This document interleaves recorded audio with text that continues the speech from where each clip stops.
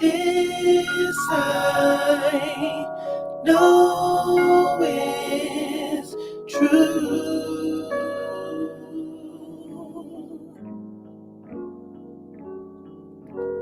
Peace and contentment, no need for resentment. This I found in you. This I found in you.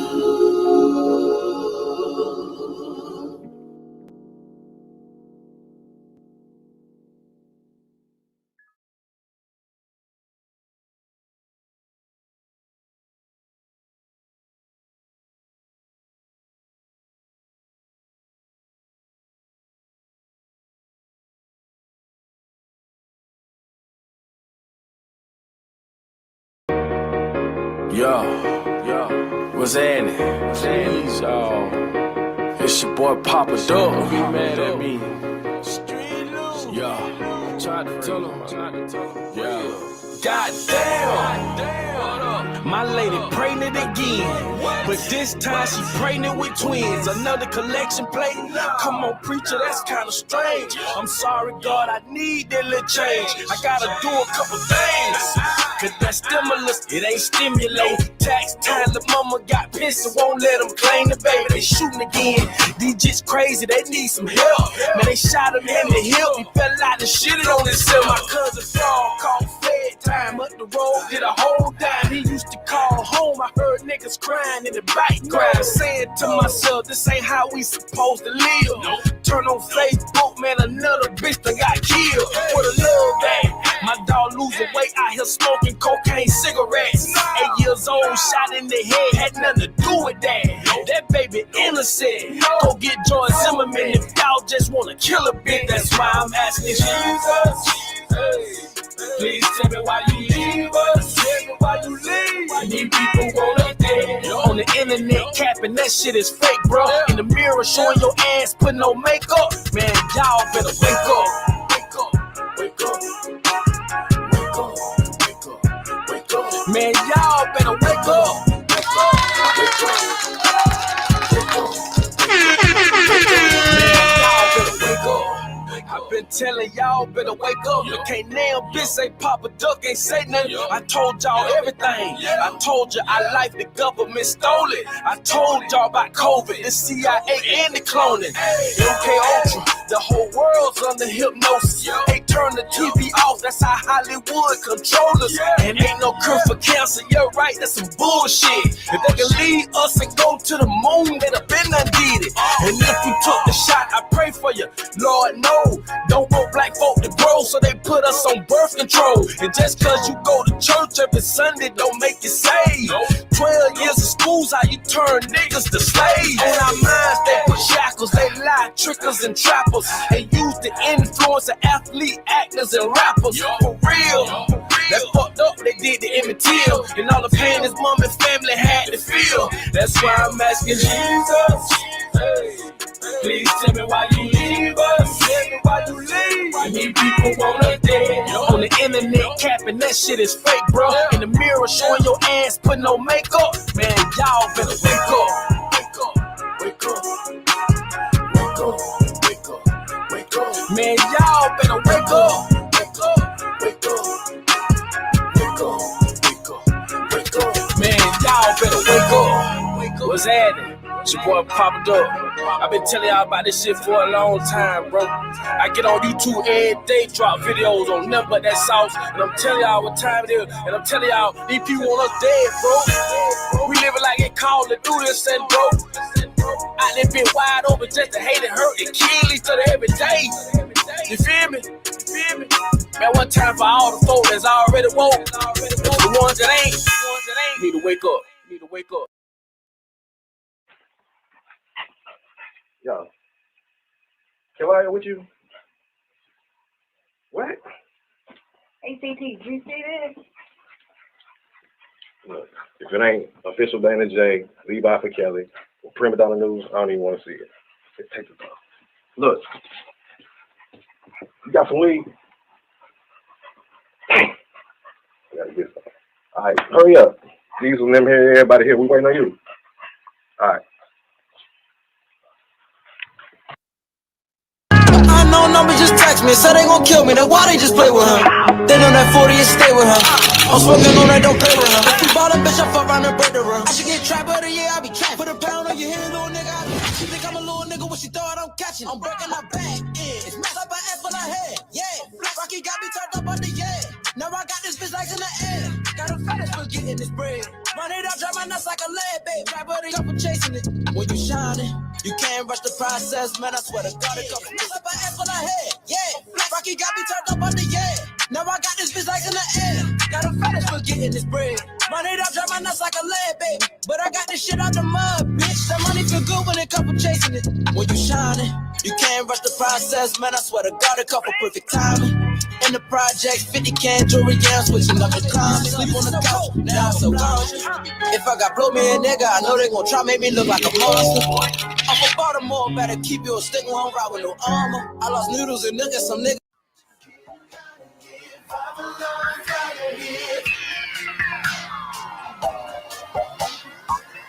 So they got me here, they can come and watch us here. They gotta leave us alone, say you love it, what you gon' do now? Hope you're ready, cause I'm really about to put it down. Girl, you know that I don't ever disrespect you. We love tomorrow, but tonight I wanna spank you. That ass, girl, gotta make it last now. Girl, I'm so big, I'ma beat it up. No, try to say stuff with the say go. There you go again, that voice is cool. Watch you make your girlfriend go. Come on, come on, come on.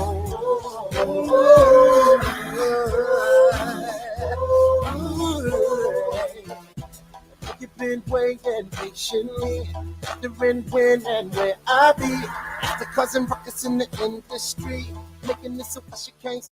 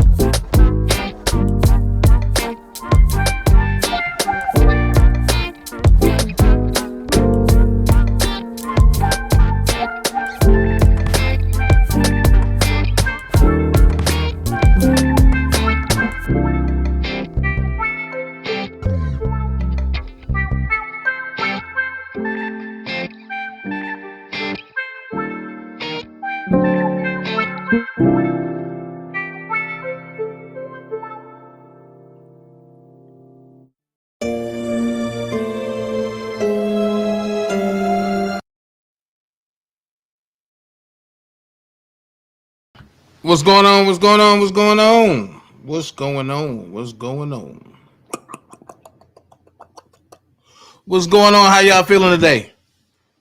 I hope y'all feeling good out there. Because we about to give you something that you never be seen before. Yeah. Yo, if y'all ain't look at the title, I want to say shout out Dream Team. Shout out Mama Mary. How you doing? Shout out everybody that's here. Ann Huff. Shout out to you, Midas. What's going on? EJ, Natalie, Justin, Nell. Dream Team that's seen and unseen. Mama Mary. Yeah, Tanil. What's going on, Tanil? Lord TT, Sharice, Christari, Sharice, Willie, my dog, Zay, Prima in the building. Okay. Look, and we're going to do this real quick. We're going to get into the paperwork that dropped in the middle of the night. You know what I'm saying? Hey, Kelly, what's up? And we're going to drop the paperwork that dropped in the middle of the night. And we're going to do that. And we're going to get the updates from court today with R. Kelly.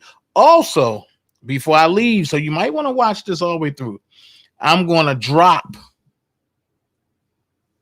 the trailer for the hot movie that's coming out called Till My Casket Drop. I'm just saying, man, I looked at it. I said, ooh, this trailer is bananas. I'm thinking, should I drop it before and after or just after? What y'all think? Should I drop the trailer before I start doing an update for R. Kelly, or should I drop it before and after? Y'all let me know what y'all think. And whatever y'all say, that's what I'm going to do. You know what I mean? And whatever y'all say, that's what I'm going to do. Whatever y'all say. But what's up, man? I miss y'all today. Shh. I was at work, man. Look. These people at work, man. Good God Almighty. That's all I can say. Good God Almighty. Good God Almighty. So can y'all hear me good out there? Can y'all hear me good? I'm just saying, I got before and after. I got yes what? TT, before and after, or just before? Or just after? And which one y'all want? Prima said both. Natalie said before. Christari said before and after. TT said both. Tiffany said Highway, Dana, and Dream Team in chat. Hey, she's saying hello to everybody. What's up? What's going on? Yes. Before and after, or before or after? Which one? I got a lot of before and afters, man. What's up, Natalie? What's up, Derms? Tomorrow, Leader Sports Network. I told y'all. What's up, Kelly? I told y'all, man, go holler at him, man. He got the heat over there as far as anything football and sports related. He got the heat. He bringing it. Before. Okay. So a lot of y'all saying that I should drop it in before. So I'm going to do it like this. I'm going to give you before and after, okay? So I'm going to give it to you like this. Ooh, get ready. Here we go. There's no such thing as love in these streets. Guess you're going to hit a lick. It's full of hate and lies and deceit. I'm going to end up locking right back up. What do you want me to do, Dream? I get it how I live, and you know that. Mayhem. Straight to it, huh? You ain't playing around. You must have did something real big to have to sell your truck.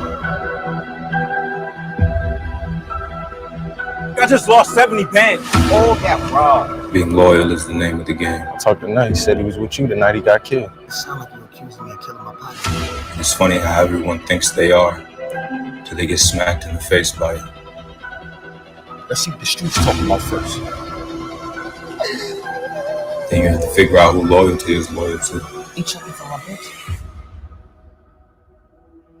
We are just friends. Is it you? Or is it the streets? You still got that good?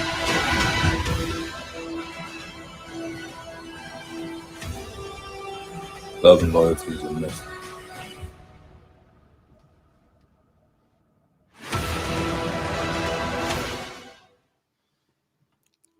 There's no such thing as love. I'm just saying. What y'all think about that? What y'all think about that? That's just a little trailer. That's just the first trailer.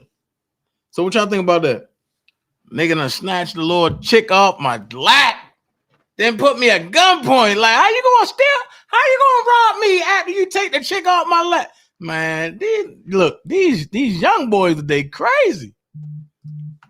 I'm gonna show it again after, but these little young boy crazy. How you just gonna try deep, man? Nigga, Devo me and my chick, nigga. What's wrong with you, nigga?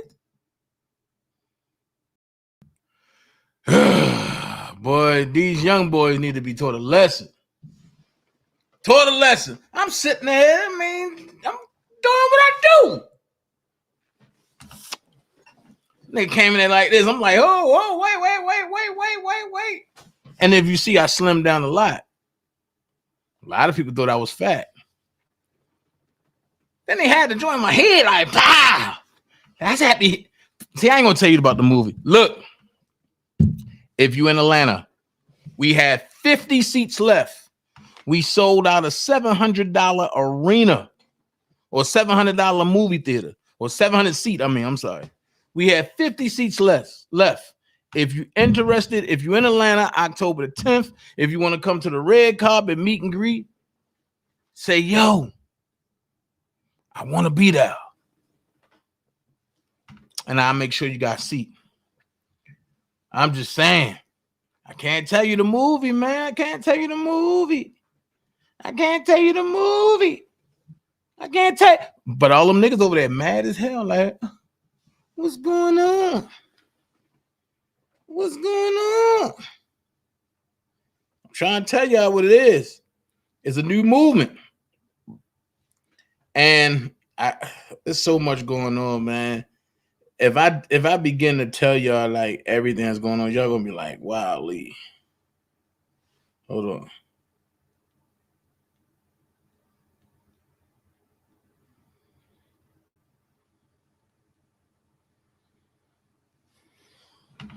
Let's go. Let's get into this. Yeah. Let's go. Closing argument set to begin in just a few hours in the latest federal trial of R. Kelly. Catch up here.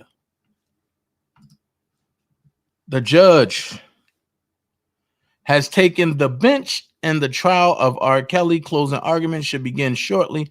I'll be tweeting from the overflow room today. Closing argument set to begin in just a few hours in the latest federal trial of R. Kelly. Catch up here with at Sun Times. The judge has denied motion. Hold on. The judge has denied a motion from prosecutors over the weekend to preclude the reading of trial transcripts during closings. After this, I will read that motion. After this. They're discussing the length of arguments. The judge says we'll go as far as we can today, but acknowledges closings will likely spill into Tuesday. Kelly attorney Jennifer Bonjean is warning the judge that it is going to take me 2 hours to get through her closing. I cannot limit myself to 90 minutes. The judge gives Bonjean an extra 15 minutes, but denies a request for the same to the feds. Okay, let's go.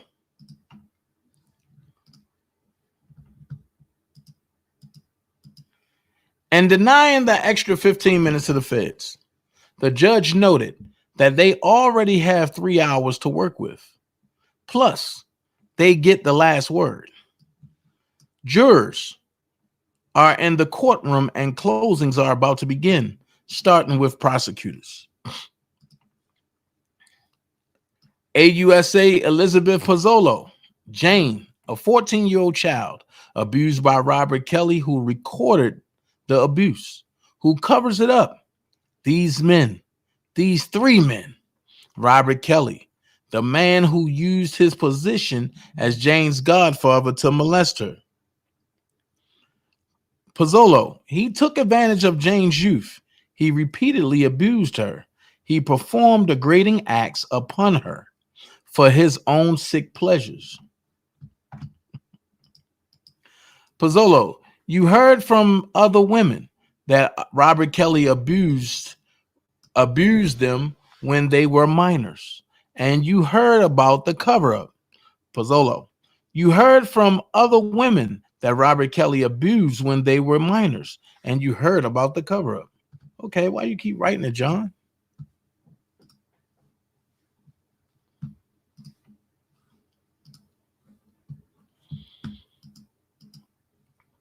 Dave said, prosecution now beginning its closing arguments, having the burden to prove R. Kelly as Cole's guilt beyond a reasonable doubt. You have seen what Kelly did to Jane, and you have heard from Jane. You heard from other women that Kelly abused them when they were minors, prosecution says. Prosecution explaining the counts R. Kelly faces to the jury. There's a lot of ground to cover here, prosecution says. Kelly has been charged for sexual exploitation of Jane in videos 1, 2, 3, and 4. The entire videos 1, 2, and 3 are in evidence. They are available to you, prosecution says.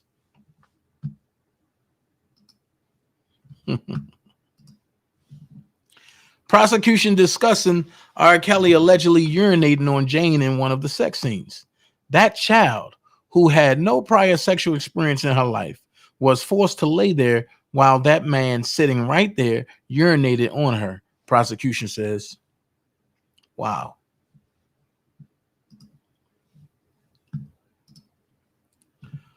Pozzolo, hold on.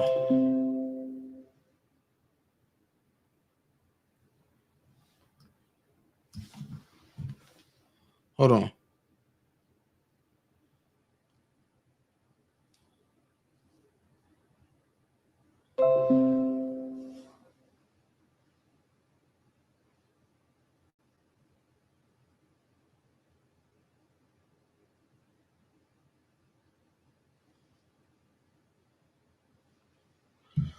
Okay.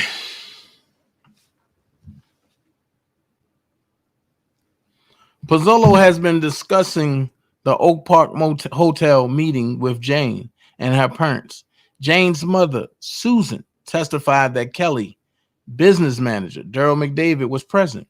Susan knows what adults were in that room when she found out that news about her daughter's abuse, Pozzolo says. Pozzolo on Jane, when allegations were emerging in the early 2000s that she been sexually abused by Kelly. What an enormous weight she was carrying at that time, and she did it. What? Prosecution telling the jury that R. Kelly told Jane and her parents to deny that Jane and Kelly had a sexual relationship to the 2002 grand jury in Cook County.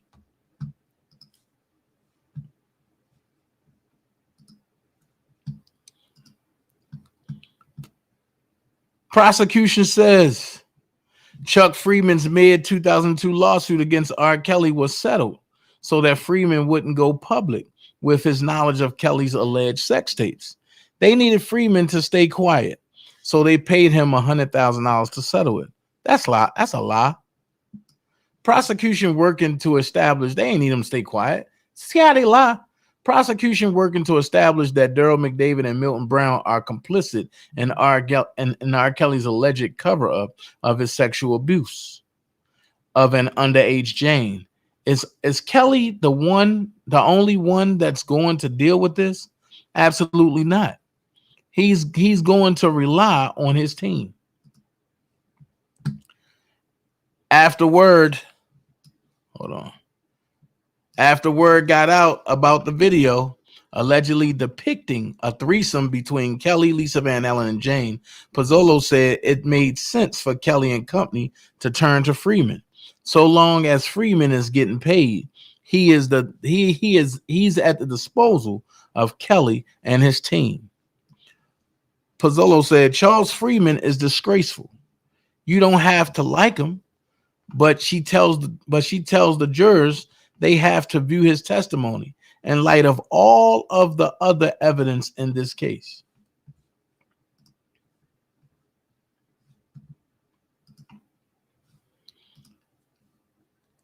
Pozzolo stresses that Daryl McDavid withheld $50K from Lisa Van Allen during the alleged scheme to recover video until after Kelly's 2008 trial. She says it shows you that Daryl McDavid knew what was on that threesome video. This is not a regular porno, as defense counsel likes to call it. Prosecution now getting into the 2007 drama involving R. Kelly's ex-girlfriend, Lisa Van Allen, and her Kansas City friend, Keith Morrell. Prosecution says there are records of Milton Brown booking hotel rooms in Chicago for Morrell.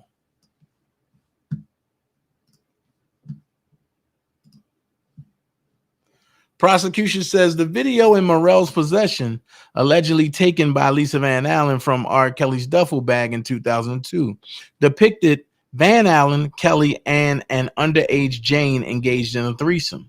It was not, prosecution says, a sex tape with only consenting adults. Prosecution telling the jury that Daryl McDavid threatened Van Allen after meeting her in Chicago. Wait a minute. After meeting her in Chicago in 2007, referencing Van Allen's testimony that McDavid said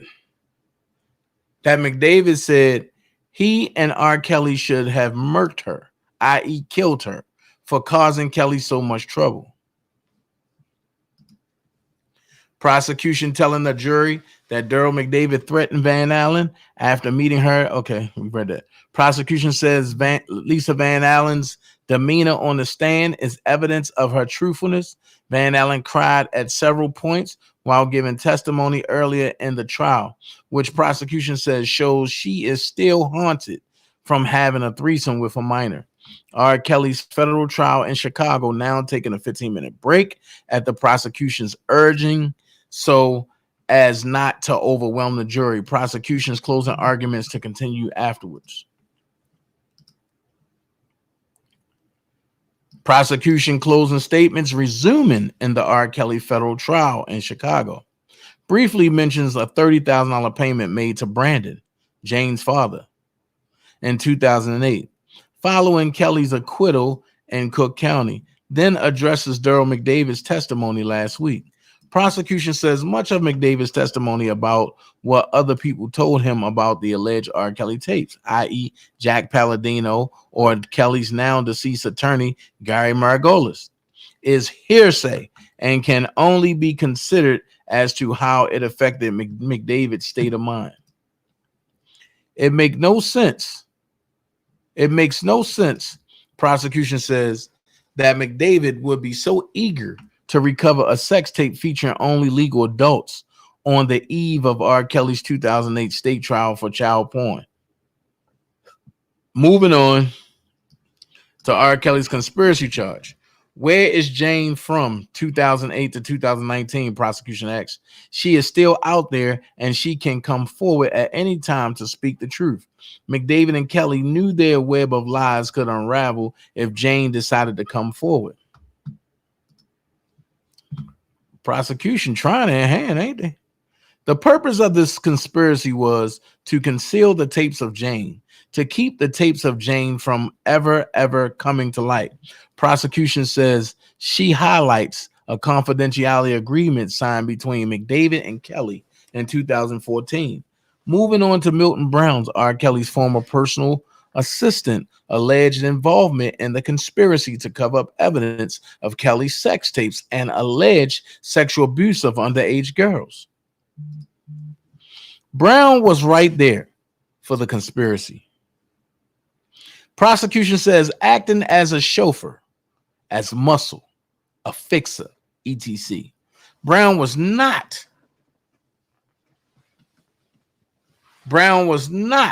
some innocent bystander, prosecution says. Hold on. Prosecution moving on to the last group of allegations against Kelly: sexual coercion and enticement of a minor. Prosecution brings up Tracy, a woman who says Kelly raped her while she was under 18. That was proved that was a lie. Early in the trial, defense posited Tracy was 17 when she first had a sexual encounter with R. Kelly. Opposed to her own testimony that she was 16, 17 is the legal age of consent in Illinois. Prosecution says that doesn't matter, only that she was under 18.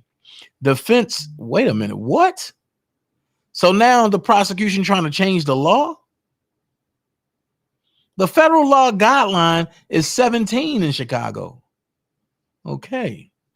Defense has focused on Tracy's testimony for this inconsistency. She claimed to have met R. Kelly at a Black Women's Expo in 1999, while defense says the event must have taken place a year later in 2000.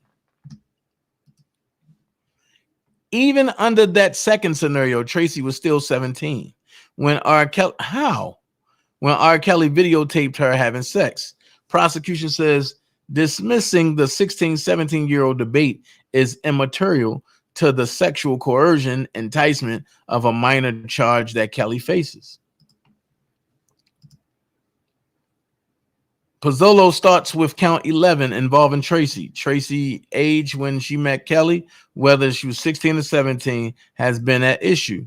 But Pozzolo says the age that matters for count 11 is 18. The victim must be under the age of 18.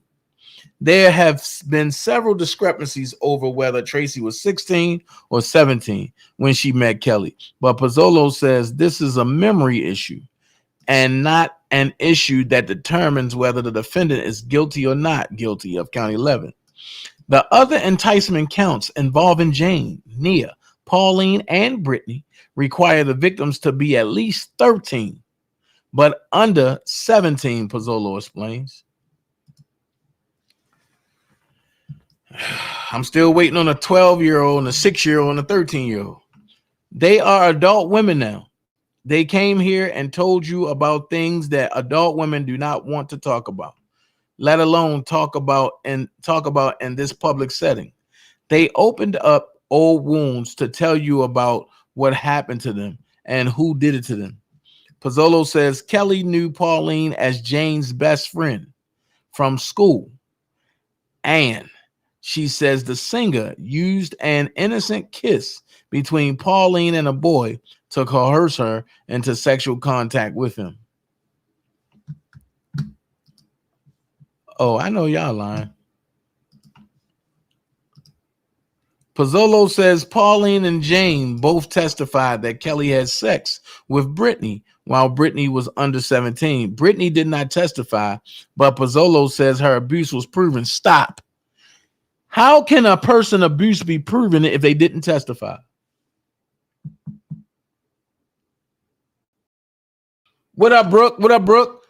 You cannot testify, and can't nobody testify to an abuse if that person didn't testify. Make that make sense. If that's the case, ain't nobody that know Rob testified, really. But all of us know that that man innocent. They ain't gonna take that into account. Come on, man. They playing now. Even under that second scenario, Tracy was still okay. We got that.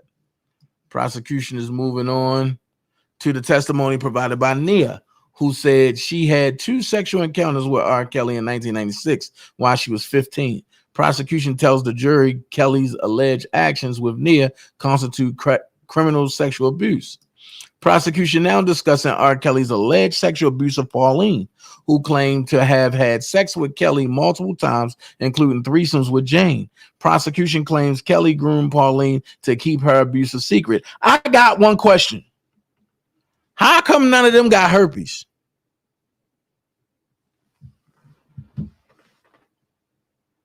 I wait. How come none of them say they got herpes?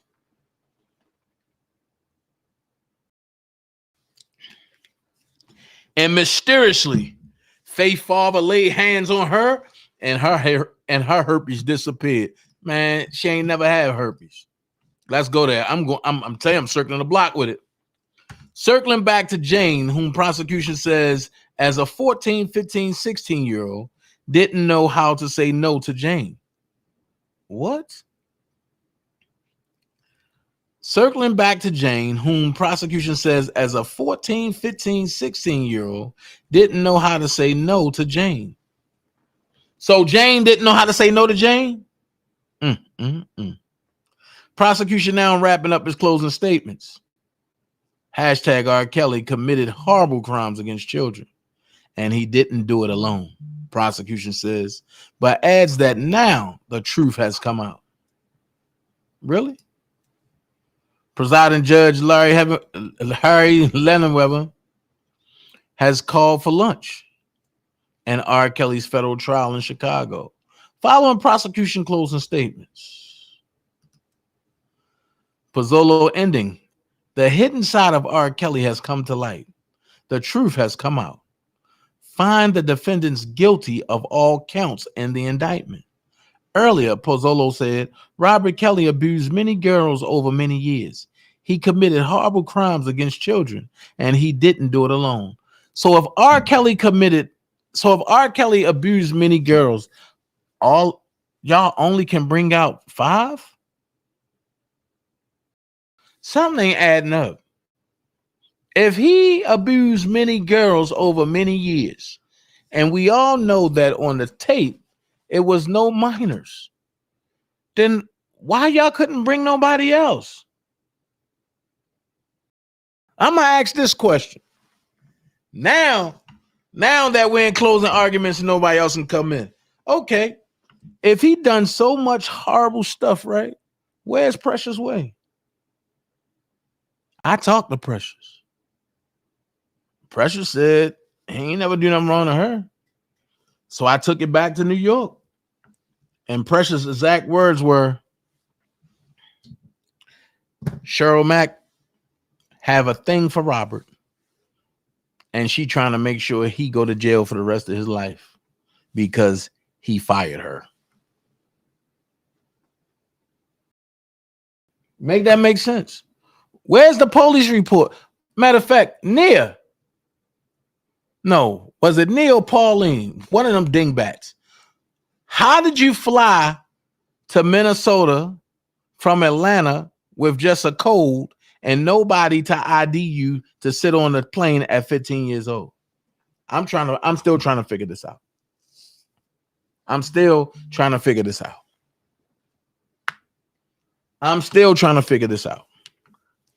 You're a bad mother sucker if you can do that.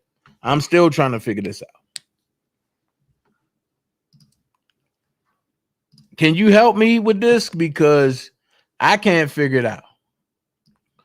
Court resuming in R. Kelly's federal trial in Chicago, with defense attorneys now presenting their closing arguments. First up is Bo Brindley, defense attorney for Kelly, former manager and current co-defendant Daryl McDavid. Okay.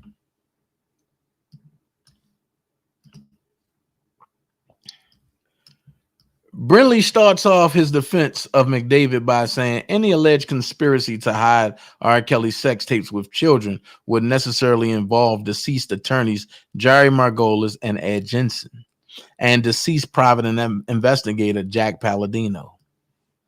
Brindley posits that these three men, all well respected in their fields, would not risk their careers by working for people they thought were covering up child porn. Does it make sense that these men would do that for a man they thought was abusing children? You will see the truth is. You will see the truth is the only evidence McDavid ever did anything wrong comes from Freeman and Lisa Van Allen, Brindley says. Ask yourselves, were they, Chuck and Lisa, really that trustworthy? Were they? Brindley also claims that an alleged conspiracy concluded when R. Kelly was acquitted in his Cook County trial in 2008. And so the conspiracy charge against McDavid must be considered in violation of a statute of limitation. Brinley also alleges that the government has not proven its conspiracy charges against R. Kelly and McDavid beyond a reasonable doubt. Bringing up a 2014 settlement reached between Kelly and McDavid for $1.3 million, Brinley says the agreement was only about money that Kelly owed McDavid and nothing else. Brinley just getting started. Brinley goes on to say that the mindset of McDavid is pertinent to the conspiracy charge he faces. McDavid had to actually know, that Jane was on that tape in 2002 in order for the conspiracy charge to stick.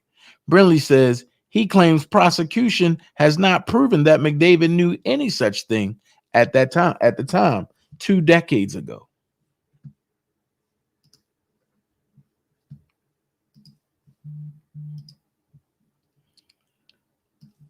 Brinley says Daryl McDavid did not do these things by himself. Daryl McDavid could not do these things by himself. These things were done with the approval of these men. Brinley says if the feds are right, Margolis would have had to risk a lifetime and a career of extraordinary work, and Jensen would have had to risk a legacy of legal defense in this city. Brinley also said, you must necessarily find that Eddie and Jerry and Jack all did it too. And you must be able to say Chuck Freeman was trustworthy beyond a reasonable doubt. And you must be able to say that Lisa Van Allen was trustworthy beyond a reasonable doubt, which they wasn't.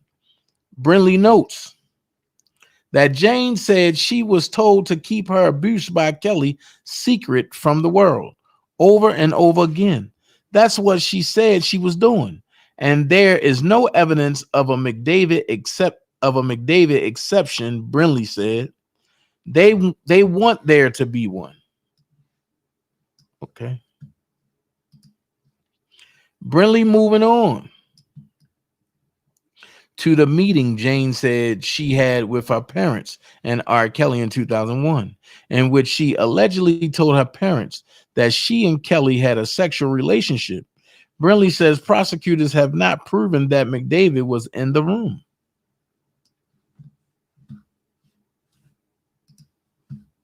Okay.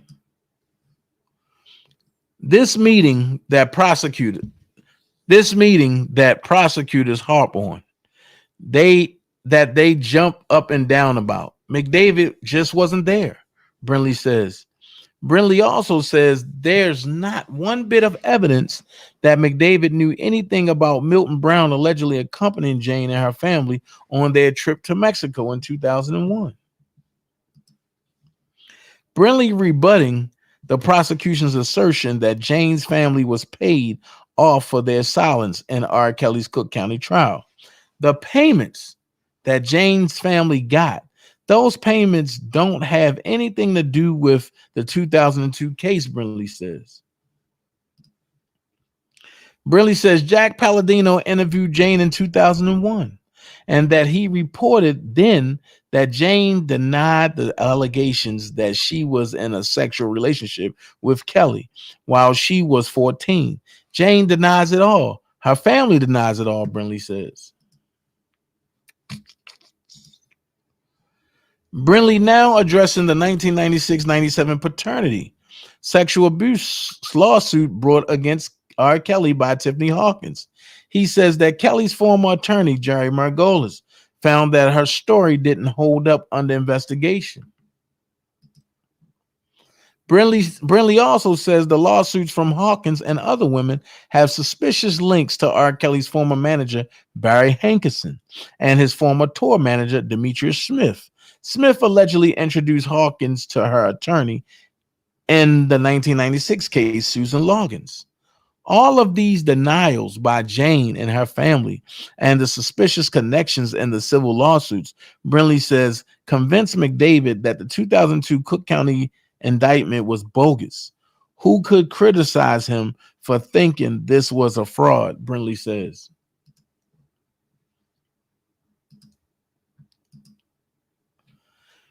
Brinley now discussing the sex tape in which McDavid said he saw a man's back with a wandering mole.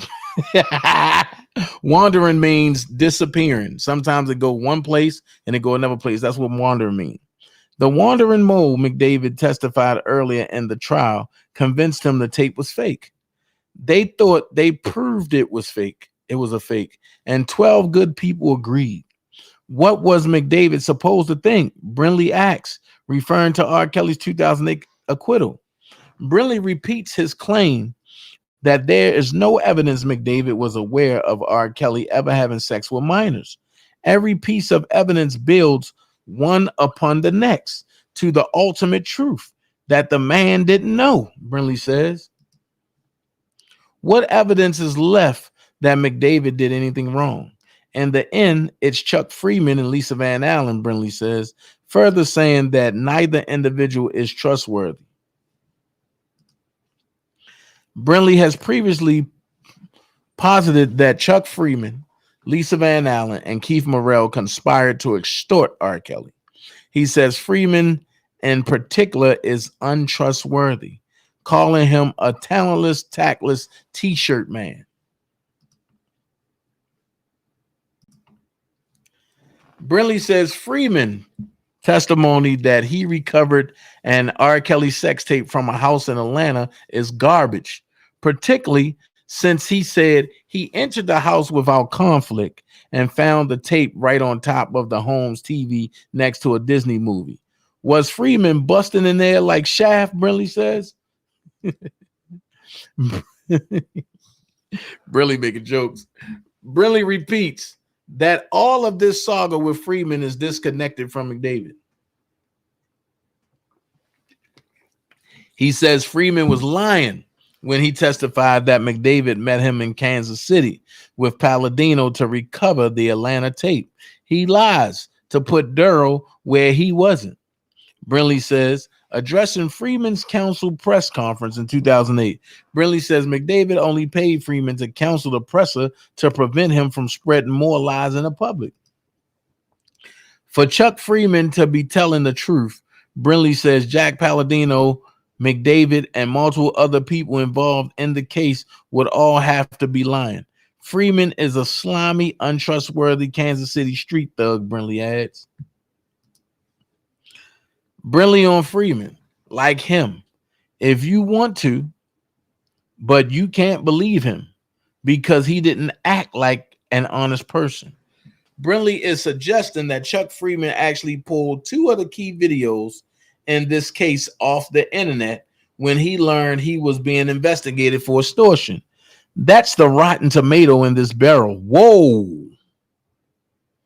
Brinley is suggesting that Chuck Freeman actually pulled two of the key videos in this case off the internet when he learned he was being investigated for extortion. That's the rotten tomato in this barrel, Brinley says. Brinley also says the whole origin story is a lie, provable and undeniable. Wow. That's facts. And I've been telling y'all that. Brinley says returning to Freeman's counsel 2008 presser while R. Kelly's trial was pending, that McDavid wasn't wrong to pay Freeman to counsel it. Nothing is wrong with McDavid preventing Freeman improperly tainting the jury through the press, he says. Moving on to Lisa Van Allen, Brinley similarly says she lied about the sex tape allegedly featuring Van Allen, R. Kelly, and Jane. He cites Keith Morrell's testimony that the tape in question seemed to him like a regular threesome. McDavid, in his own testimony, said that the tape Van Allen took from R. Kelly featuring herself, Kelly, and Kelly's ex-wife, Andrea, who all would have been of legal age when the tape was made. Van Allen, and her testimony, said she took the tape from R. Kelly because she didn't want him to see it. Brinley says if that were really the case, she would have destroyed it, not sent it to Keith Morrell. The evidence fits together to expose the lie, Brinley says. He contradicts Van Allen's initial testimony that contacting R. Kelly about the sex tape in 2007 was about money, with Morrell's testimony that money was a consideration. There's no books. There's no surviving R. Kelly. If Van Allen had told the truth about the nature of the sex tape she took from R. Kelly, Brinley alleges. Judge Lemonweather gives Brinley a 10-minute warning to wrap up his closing statements. How much more proof can we give you that Van Allen was lying about Daryl McDavid? Brinley says, alleging again that Chuck Freeman and Van Allen have been caught in multiple lies. Brinley now says that Ed Jensen, Jack Palladino, and Jerry Margolis have all spoken from the grave with their documents and reports showing that Daryl McDavid cannot be proven guilty of conspiracy beyond a reasonable doubt. Brinley wrapping up now by saying the prosecution has failed to meet their burden of proof, saying all the government has against McDavid is guilt by association via his proximity to R. Kelly. They promised you clear proof, and they did not deliver it. In the end, isn't that all you need to know? Brinley says with that, he asks the jury to find McDavid not guilty. And Judge Lemonweather calls for a 15-minute break. Okay. Jennifer Bonjean is now moving for mistrial, says Brinley's closing arguments imply R. Kelly's guilt and that it's prejudicial to try Kelly and McDavid together. Repeatedly, the implication was if McDavid knew what he knew now, it would be different. I come into this trial with three parties that are saying, yeah, Kelly is guilty. Kelly's attorney, Bonjean, says, repeating that she believes it's highly prejudicial. Judge Lemonweather denies her motion for mistrial, but he will let her hold off on giving her closing statements on R. Kelly's behalf until tomorrow to give her as much time as possible to make her case. So Milton Brown closing statements will be next.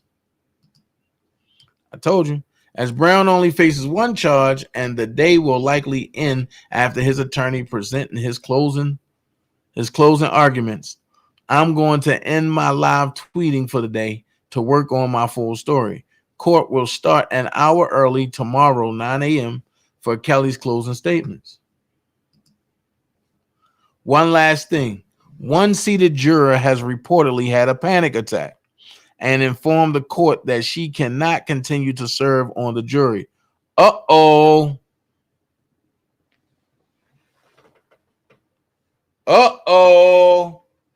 Here we go.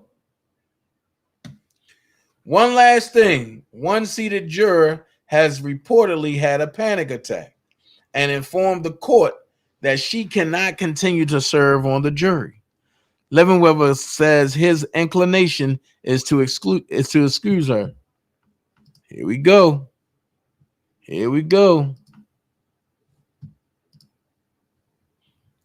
Breaking news. One of the R. Kelly jurors is having a panic attack and doesn't believe she can continue, the judge says. Judge says it's juror number 44 who works for a public library. The seventh juror selected. My inclination is to excuse her, Lemonweather says. Juror 44 is a white female in her 30s, at least in my estimation. She said during jury selection, she'd seen headlines about Kelly's allegations, but had not seen surviving R. Kelly. Lemonweather says to the juror reported that she doesn't think she can go on 1 minute more and that waiting overnight would not help.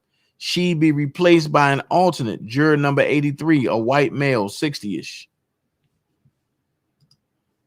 So now they're trying to change out. Oh, come on, man. Now all of a sudden she can't go on. Right. Is that what it is? Is that what it is? The attorney for Milton June Brown begins her closing argument by saying prosecutors failed miserably at proving Brown knew about any child porn. If you are wondering why Milton Brown is charging this case, you are definitely not alone. Kelly's employees were told to stay in their lanes, judge says. Huh? Kelly's employees were told to stay in their lanes, judge says. And all the government's evidence proves is that Brown was doing his job as Kelly's assistant. Hold on, what? Kelly's employees were told to stay in their lanes, judge says. And all the government's evidence proves is that Brown was doing his job as Kelly's assistant. The government has no proof that Milton Brown ever received child pornography, she says. Judge is reminding the jury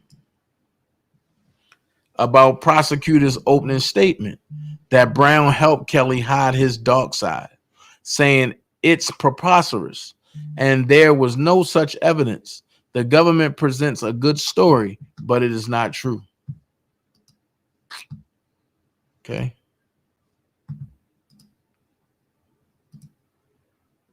She's talking now about Brown carrying a gym bag where Kelly allegedly stored his sex tapes, which reminds me of Sam Adams Jr.'s line in his 2008 closing.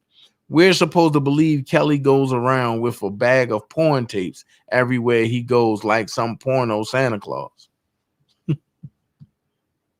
Facts. Carrying R. Kelly's bags, even if they did contain child pornography videos, is not enough if Milton Brown did not know what was on the tapes. And there's no evidence that he did, judge says. Let's see. So as we wait on updates, right? As we wait on updates, I'm going to say this. I'm going to look in the chat. I'm going to see what y'all say. I'm going to start right here with Stephanie. The juror is a black woman. She probably was paid to lie or paid to have a panic attack. They said the lady was white. Free R. Kelly. Hey, Gwen. Hey, Ann. Welcome, Linda Raymond.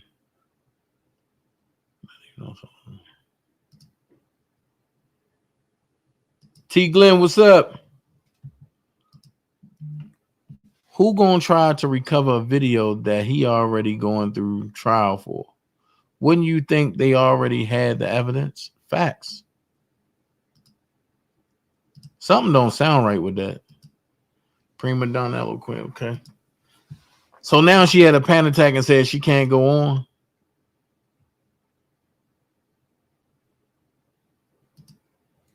Conflicting reports. One says black juror and one news outlet says white woman. I don't know. I'm with you, Stephanie. This don't sound right. Right, Prima. Why pay to get the tapes that were all over the streets? Facts.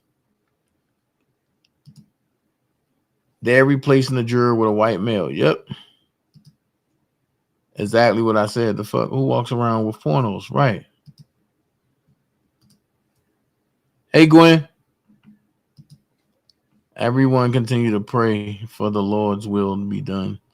Please let God intervene supernaturally in this case and reveal all truth.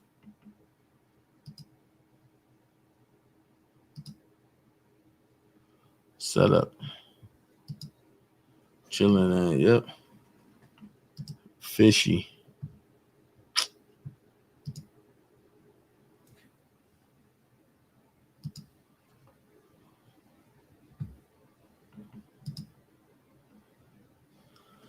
This don't even sound right. It don't even make sense. It really don't make sense.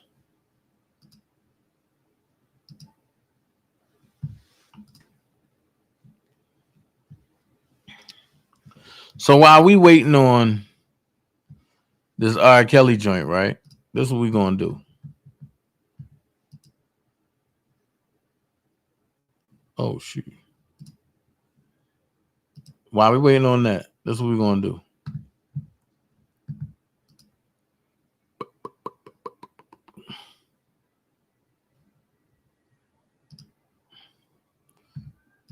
I'm gonna read those transcripts from last night that dropped.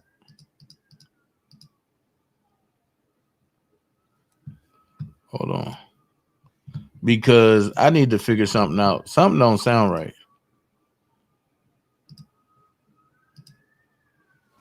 Something don't sound right at all.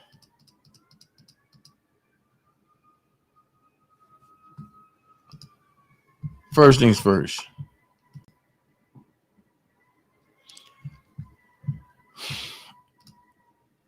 Government's motion to preclude reading of trial transcript to the jury during closing argument. The government respectfully moves the court to preclude any party from displaying and or reading portions of the trial transcript to the jury during closing arguments. Allowing any party to directly quote from the trial transcript poses a significant risk that the jury may improperly emphasize one witness's testimony over another, or otherwise cause an undue influence on jurors. Elevation of the evidence during deliberations. As the present instructions reflect, the jury should rely on their collective memories alone when recalling testimony during deliberations. Analysis. It is within the discretion of the trial court whether to permit counsel to read from the trial transcript during closing arguments. United States versus Cuda. And determining whether to provide the jury with the trial testimony under any context. The court should weigh the potential that the jury might improperly overemphasize some testimony, United States versus Beneby case law. Instead, telling jurors to rely on their collective memory avoids the need to provide additional context and the risk of any unfair benefit, United States versus Edwards.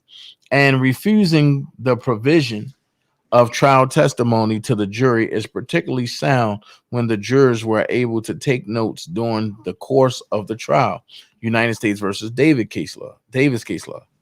Here, the jury observed substantial testimony, including one cross-examination from numerous witnesses for both the government and the defense.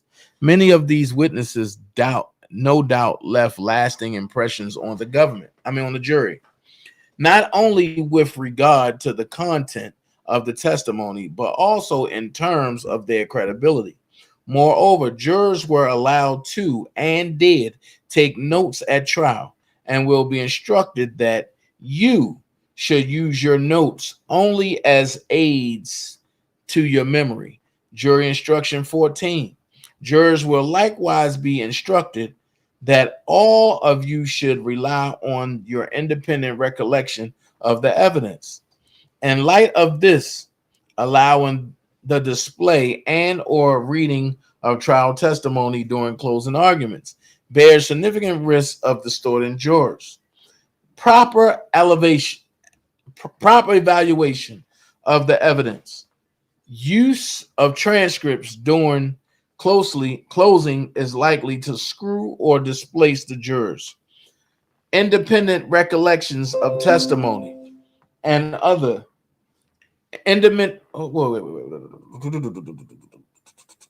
use of transcripts during closing is likely to screw or displace the jurors. Independent recollections of testimony and other evidence at trial, creating a reliance of the portions quoted rather than their memory of the evidence in whole.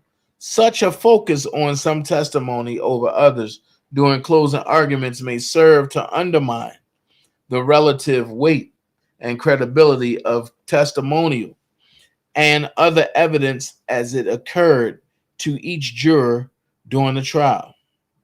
Lastly, the introduction of trial testimony in any form during closing arguments will greatly increase the likelihood of the jury requesting transcripts in whole or in part during deliberations. The current version of the jury instructions following the final jury instruction conference removed the discretionary Seventh Circuit pattern instruction that transcripts of trial testimony are not available to you. You must rely on your collective memory and testimony. Pattern criminal jury instructions of the Seventh Circuit, 701 2020 ED. In the absence of such an instruction, and if testimony is allowed to be quoted during closing arguments, the jury is far more likely to request trial transcripts to augment deliberations, adding potential delay, requiring the jurors to rely on their collective memories of the evidence alone, including with regard the closing argument, is the most efficient way to conclude deliberations. Conclusion. For the foregoing reasons, the United States respectfully requests that the court preclude any part from displaying and or reading portions of the trial transcript to the jury.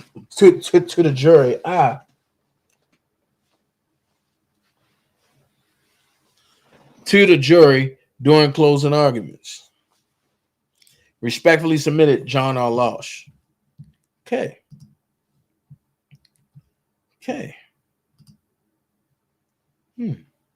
Let's see if we got any updates. Let's see.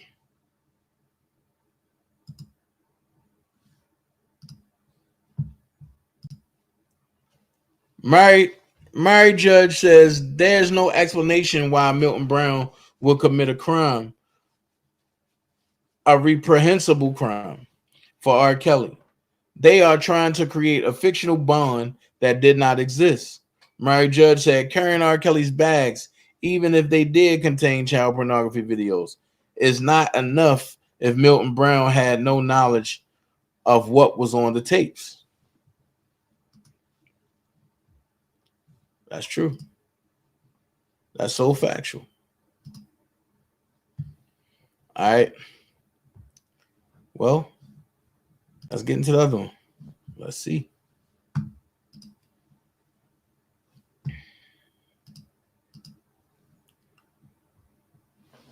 Defendant's joint response to the government's motion to preclude reading of trial transcript to the jury during closing argument. Now, defendants Robert Kelly, Daryl McDavid, and Milton Brown, by and through their undersigned attorneys, and respectfully request that this honorable court deny the government's motion to preclude reading of trial transcript to the jury during closing argument. In support, the following is offered. It has taken over 3 years, but it seems that the government has finally come to the realization that their case is based on the stories of liars, con artists, and extortionists, whose word cannot be trusted. This 11th hour, hold on, y'all, hold on.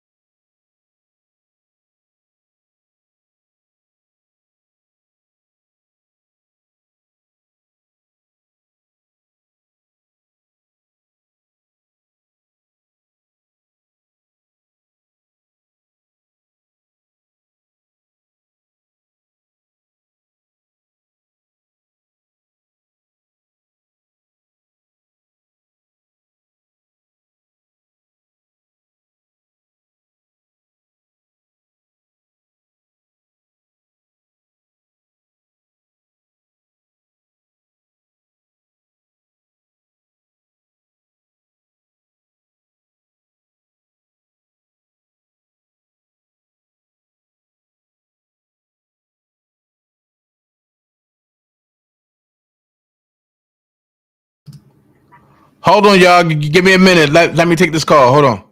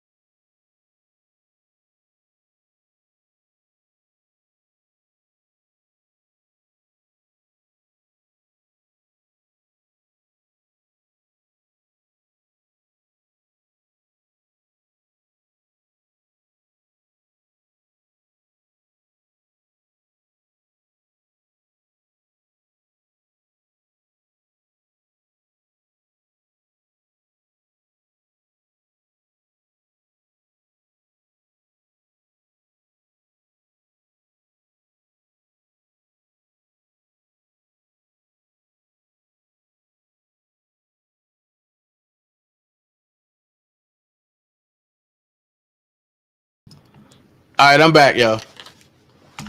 I had to take that phone call. Talk says she love all of y'all. That's what that was. Talk says she love all of y'all. So, I had to, put it out there what it was. All right. It has taken over 3 years, but it seems that the government has finally come to the realization that their case is based on the stories of liars, con artists, and extortionists whose word cannot be trusted. This 11th hour realization comes after 4 weeks of testimony wherein the government's witnesses have not only been continuously impeached on essential elements of their case, but have substantially deviated from the testimony that the government promised this court in their Santiago proffer. Now the government seeks to have this court preclude the defense from identifying statements in their closing arguments made by the government's own witnesses that directly contradicted their manufactured theory against the defendants that the government promised to both this court and the jury. Through their most recent filing, the government seeks to have this court preclude the defendants from using transcripts and highlighting testimony that is otherwise devastating to their case. Their position essentially boils down to the government not wanting the jury to be reminded of what their witnesses actually said during their respective testimony. The defense has been diligently working on their closing arguments, which have been carefully prepared after countless hours of combing through transcripts in an effort to identify witness testimony that needs to be highlighted for the jury. Given the witness, the government relied on their case. There was a lot to choose from. The government is obviously free to do the same. Ironically, this very United States Attorney's Office has moved to preclude the undersigned from the use of quotations in their closing PowerPoint presentations without using transcripts. See United States versus Beltran Leon case law. As a result, transcripts have been routinely used in closing arguments, particularly in lengthy trials such as the instant matter, and courts have routinely allowed the use of transcripts in closing arguments, including this court. See e.g. United States versus Delatour. Lemonweather J. United States versus Brown case law, or that was in his case. United States versus Chester case law. United States versus Harrington case law. United States versus Bell case law. Aside from this court having the discretion to allow counsel to read transcripts during closing arguments, the law encourages such use of trial transcripts so that counsel can accurately describe the witness's testimony. See United States versus Kuda case law. Stating there's no reason to penalize the use of transcripts during closing, thereby putting a premium on counsel's memory. United States versus Guest case law, explaining that reading from transcripts are encouraged because counsel must exercise meticulously care to stay with the precise language used by the witness in testifying. Internal quotations omitted. Brines versus United States case law.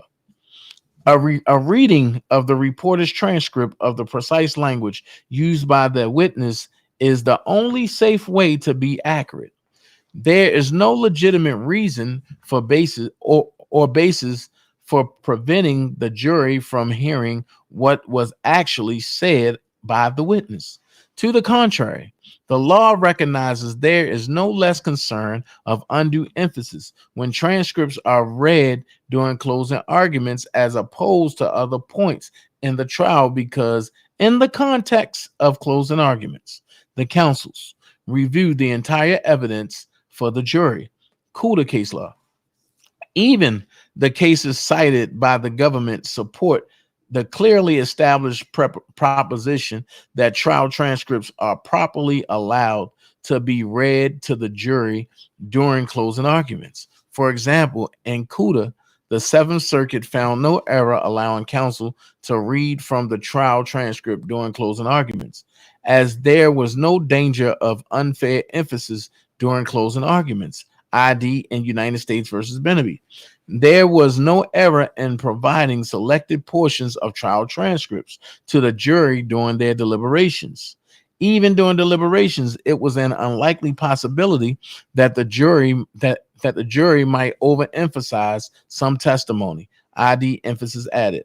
And the district court in United States versus Edwards did not address reading trial transcripts during closing arguments. Instead, it addressed whether it was proper to instruct the jury to rely on their memories in response to a yes or no question. ID there. The risk of any unfair benefit came from answering yes or no to the jury's question, not providing them trial transcripts. Not only would it be harmful to disallow the use of transcripts in closing arguments, but it would amount to hiding the truth from the jury and, in turn, usurping them from their truth-seeking function. See United States versus Bradley.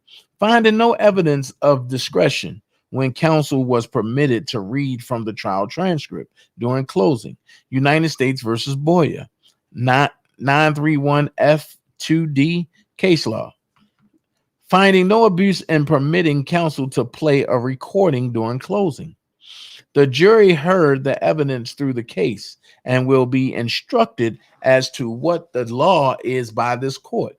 There is nothing improper, and certainly the defense would not, and certainly the defense should not be precluded from highlighting specific testimony that was adduced during trial, as opposed to risking the mischaracterization of critical evidence. Hopefully, the latter is not the government's intention. Wherefore, defendants Robert Kelly, Daryl McDavid, and Milton June Brown respectfully asked this honorable court to deny the government's motion to preclude reading of trial transcripts to the jury. Respectfully submitted, Bo Brindley, an attorney for Daryl McDavid, Vadim Goldsman, an attorney for Daryl McDavid. Okay. Jennifer Brown, Ashley Cohen, attorney for Robert Kelly. Mary Judge, attorney for Milton June Brown. That was interesting. So the government is pretty much was trying to make it so the defense can't use the transcripts from what they already said.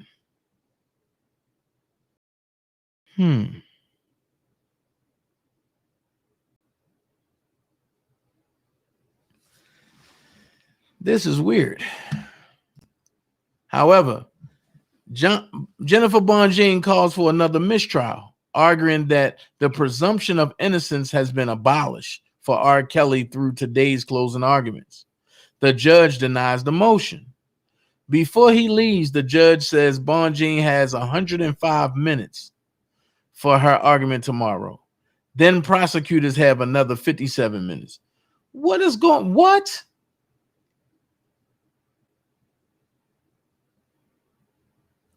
I thought the prosecutors had their whole 3 hours.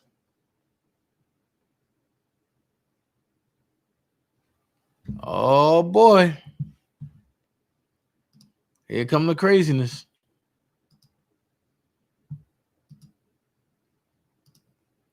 Here come the craziness.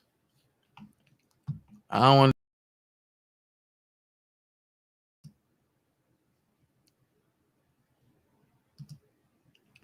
don't understand that one at all. Anywho, until we get another update, I'm not understanding that.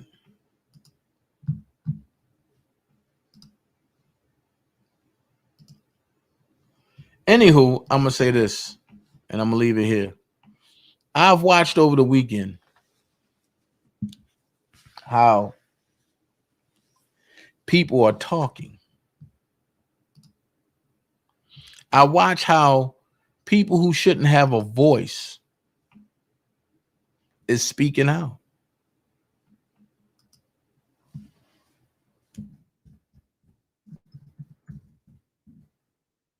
I'm not understanding this. And the reason why I say I'm not understanding this is because You can't speak out. And I'm talking directly to the bed bug. You can't speak out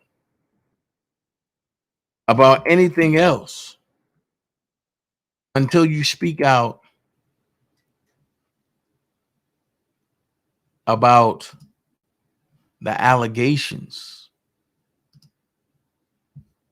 that you are ducking. Now, I don't know about nobody else, but I was brought from an era of when somebody gave an allegation or put an allegation out on you, you either accept it or you reject it.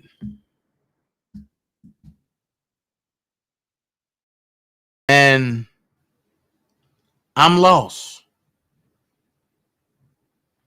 because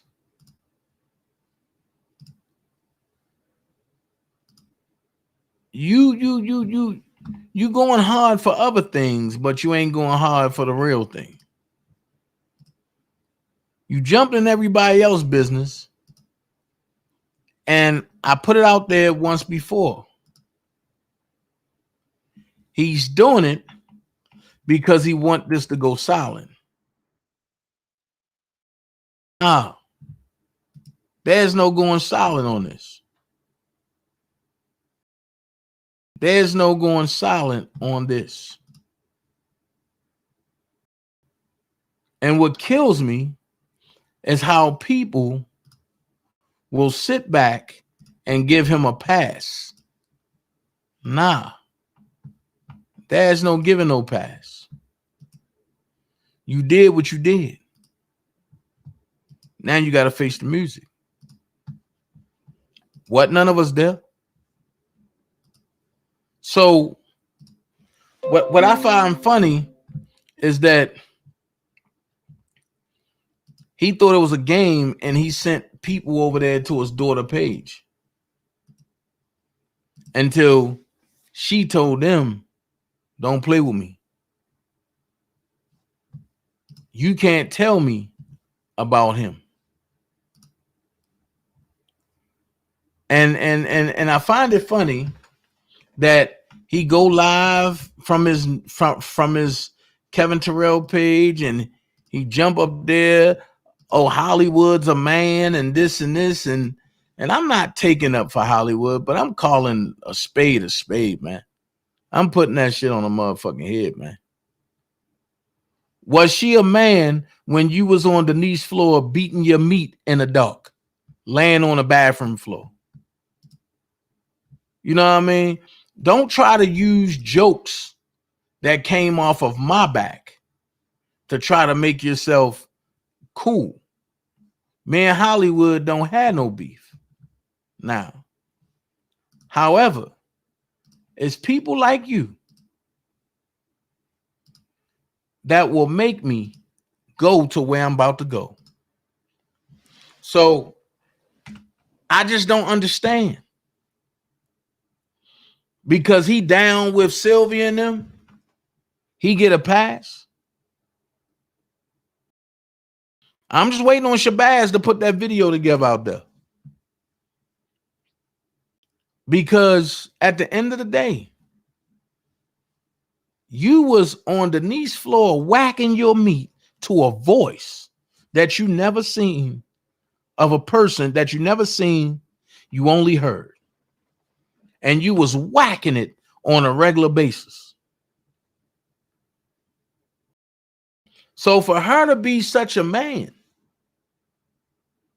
you was in your feelings when she was talking to Debowski.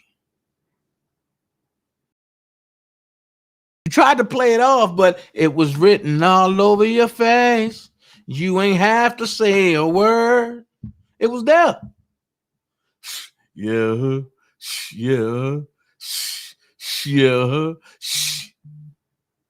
Yo, this is what I mean when I say this stuff is whack. This is what I mean when I say I don't respect none of these folks. This is what I mean. This is what I mean when I say, could none of them hold weight to nothing I say or do? Nothing. They can't be trusted. None of them.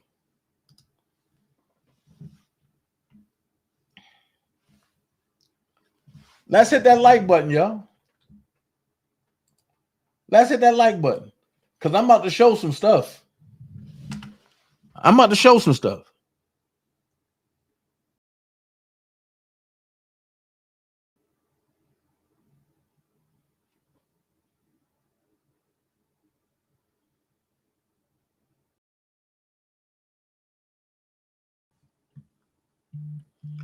Tyree said, Dana, this is why I say it don't pay to listen to everybody.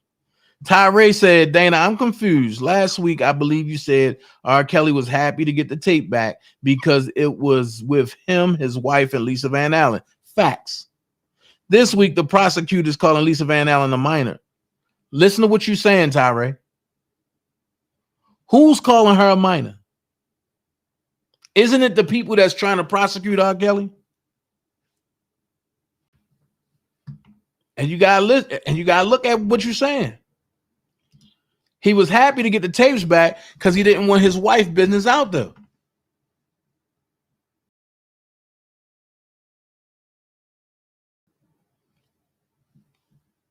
Now back to what I was saying. Back to what I was saying. Everybody hit that like button.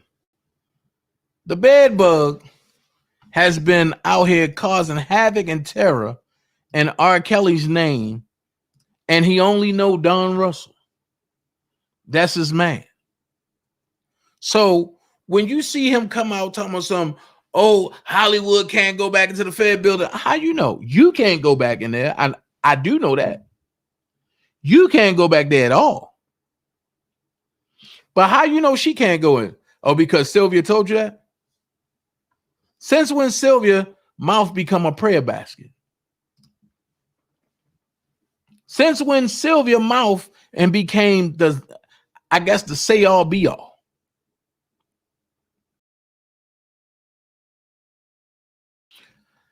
But answer this question for me. Answer this question for me. You're a pedophile. Your daughter said, my daddy blocked my page. You mad because you're a pedophile. And you don't want everyone to know you've been touching on us since we was a baby. You mad you kicked my auntie out at 17 because she won't have sex with you. You used to make us stay in the house and dress in front of you. And Baltimore right there, and you would have got a pumpkin on your head. You picked our locks on our doors and laid in the bed with us naked. These are your daughters, bro. Not one, not two, but three. You forced us to get seen at the hospital so people wouldn't notice we've been touched. You tried to force my aunties to have sex with you. You made us do all types of stuff. We told your mama and she went ghost. You said she ain't have money. She said she ain't have money to come get us. My grandma knew all of this and made us stay with him. She made us do stuff too and told us she would hurt us if she didn't. So your own mama told your kids that if they didn't allow her to do stuff to her, if they didn't allow her to do stuff to them, she would hurt them. And you did nothing. She didn't know. Hold on. She would hurt us if she didn't. She knew you was touching us and you made us stay there. We stay at my auntie Vaughn house for 3 months because we ain't want to go back home. He mad because we told my mama what happened and she took us away from him. We've been running a yard for HM for years because he want to keep us in the house and touch on us. You ain't tell Lavelle you was trying to be on stuff with his daughter. Why y'all think he never around his kids or grandkids? Oh, and Lavelle, you got nerve to pillow talk to this nigga about me. I'm on you next. But let me continue. Let's tell Facebook that your fifth daughter, Carmen, you got her mama pregnant at 15. Uh-oh. You was 30, I believe, right? But you got a mama pregnant at 15. Let's get to how you made Lloyd mess with your youngest daughter. I do believe Lloyd is the one that raped your daughter. And coming to find out, you the one that put him up to do it. How low can you go? How low can you go? You put that man up to rape your daughter after you've been touching on your daughters.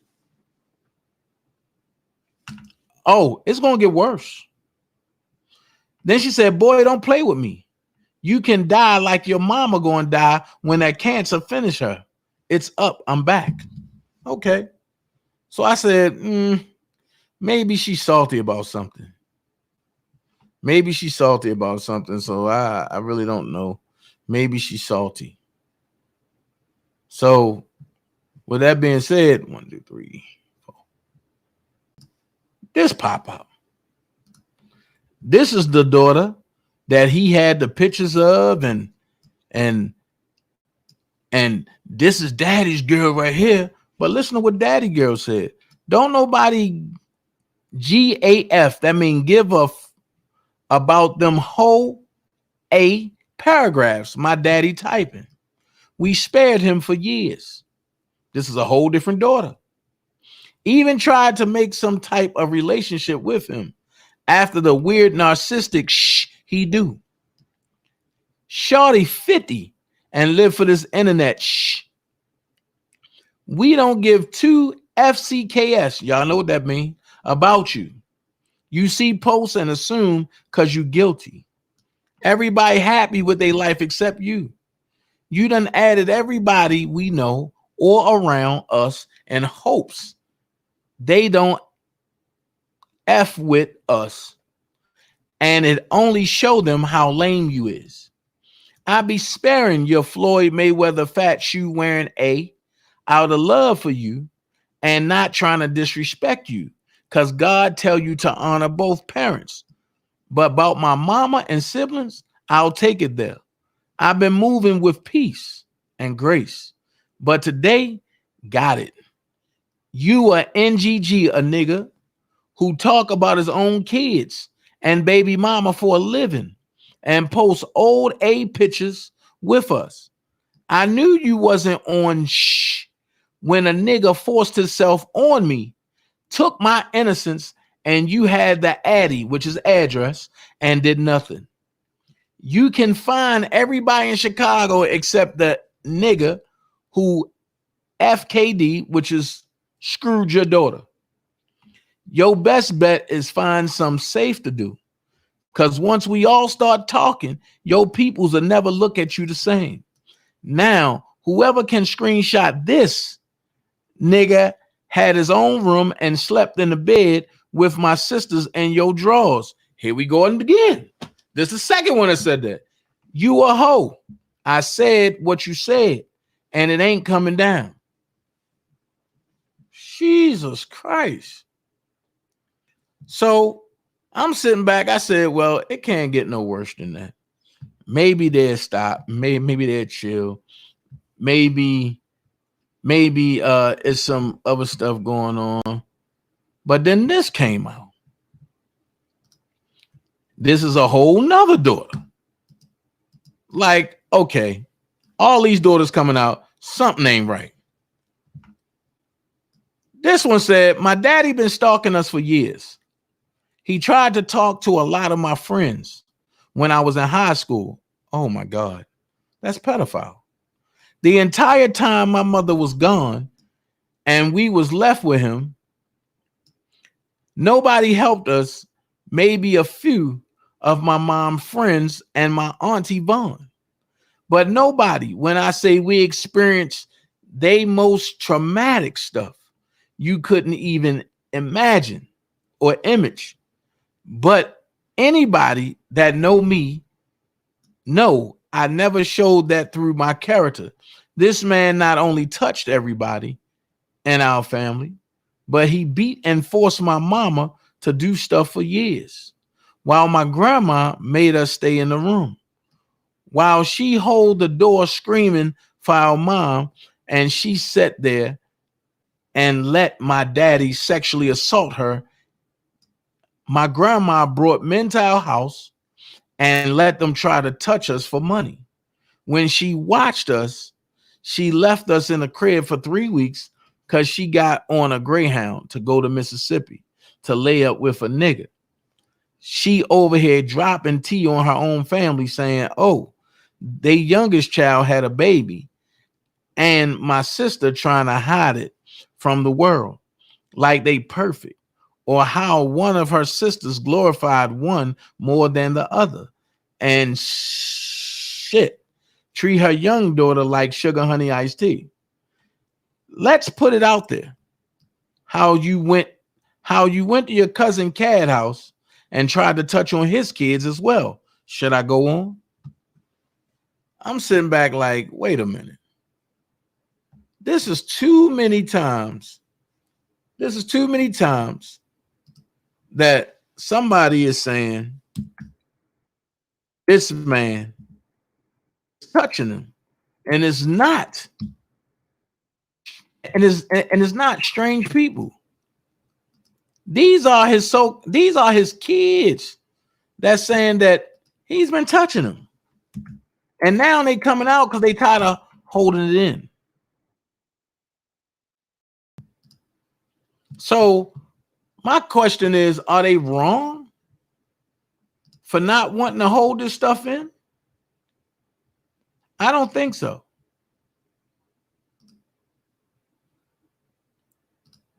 I don't think so. I don't think they're wrong at all. I think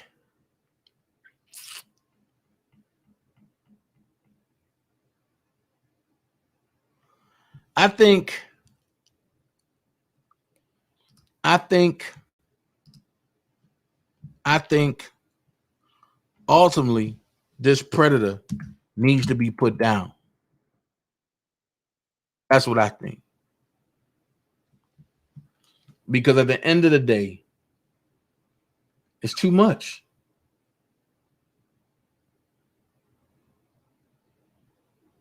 It's too much.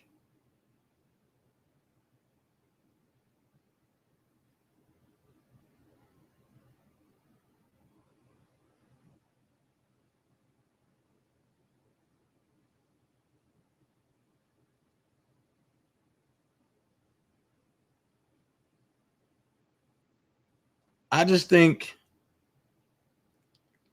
that a lot of this stuff,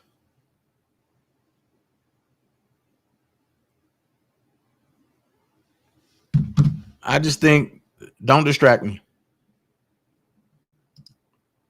I just think that a lot of the stuff that people is allowing him to get away with, it shouldn't be.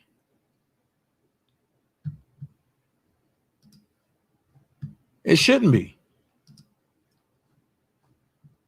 Because you're going to sit back and say, oh, you fighting for somebody, right? How can you fight for somebody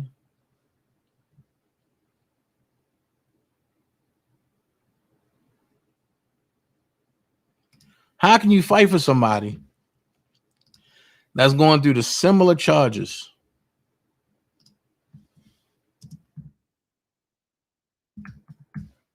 that you alleged of?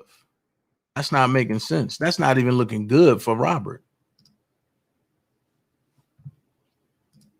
That's not even looking good for Robert. And it's weird because people are not saying nothing about it. They like, oh, Okay, that's Kevin Terrell. Nah, man.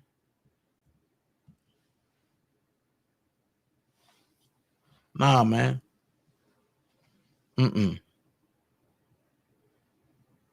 That's not cool. Ain't none of that cool to me. None of that. Ain't none of that cool to me. I'm just trying to figure out, when is people going to wake up?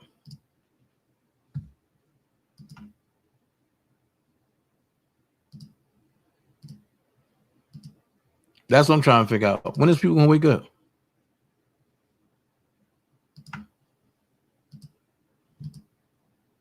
He sit up here, he playing y'all face, then he try to jump on something else, like something else is going subsequent with, I guess, what he done. No. That's not going to work. That's not going to work. That's not going to work. Not at all. Not with me around. That's not going to work. Nope. It's not going to work at all. I ain't going to play that game.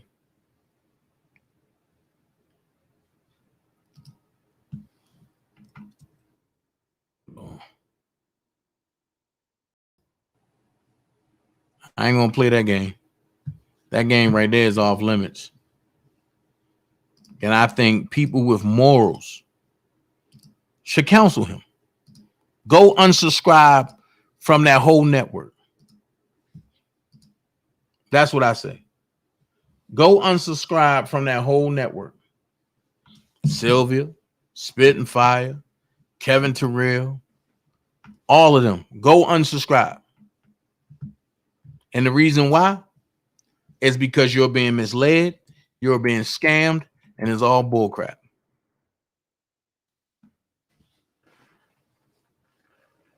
Lady D, all of them. Nah, I ain't sparing nobody. If they roll with them people, counsel them. If they roll with them people, counsel them. And I ain't saying it to be spiteful. I'm just saying right is right, wrong is wrong. Even my biggest enemy, and y'all know who that is. Y'all know I don't like this dude. Y'all know I will never rock with the dude from Bolingbrook. But he did some despicable stuff. But I don't think he'll never go that far touching his kids. And I ain't even taking up for him. Y'all know I can't stand that nigga. But right is right and wrong is wrong. This stuff is trash. And it don't belong. And it don't belong in the R. Kelly sector. Not at all. It do not belong in the R. Kelly sector. And as long as people keep going back and forth and talking to Yo and giving him a sense of hope, you ain't helping the cause. What you're doing is you're hindering the cause. Okay. Right there. That is. Now, I done showed y'all those. I done showed y'all those daughters, right? Let's go here. I'm gonna take it there today. Let's go here. Here's a whole nother daughter. Now, listen to what I'm saying. Hold on. Here's a whole nother daughter. A whole nother daughter now. She said, always trying to pillow talk. Matter of fact, I'm going to do it this way. I'm going to do it this way. Hold on. I'll do it this way. I'm gonna start with this one to the left. Okay. I'm gonna bring it over so that way y'all can see it. Now here's a whole nother daughter. She said, always trying to pillow talk. Okay, I'll make it so y'all can see it.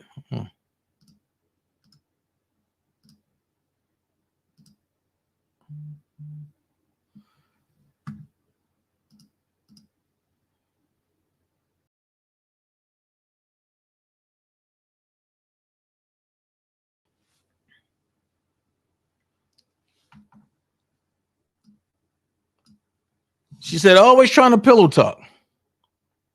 Nope, let me put this back up. Let me bring this down a little bit. Bring it there. Bring it there. Okay.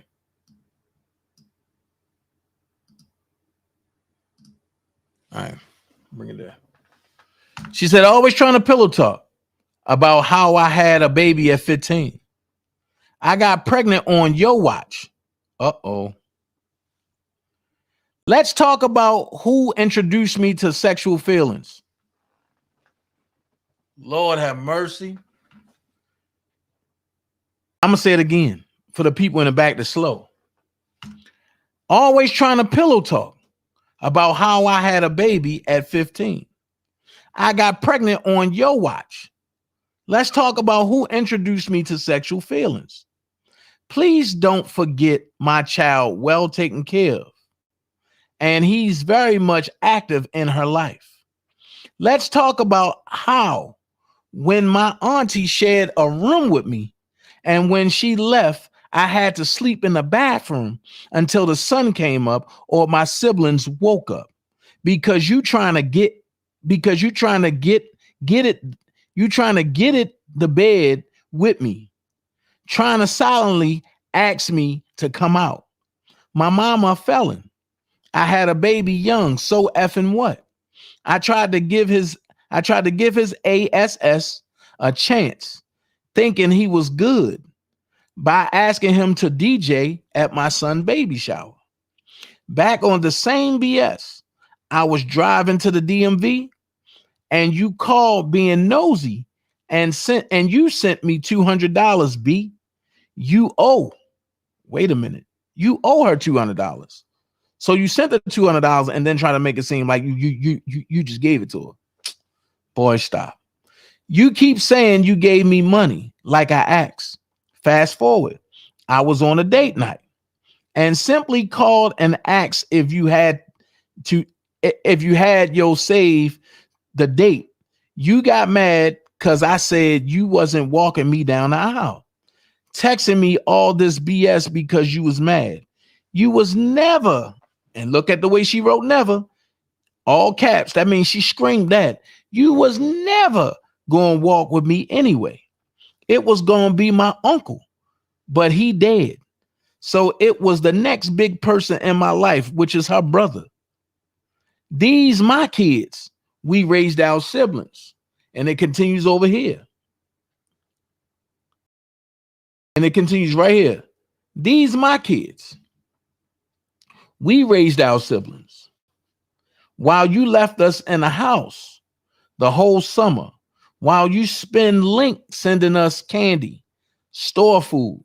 Meanwhile, my mama calling from jail and you lying telling us she ain't calling. Wait a minute. Their mama calling from jail for them and you lying to them telling them that she ain't calling?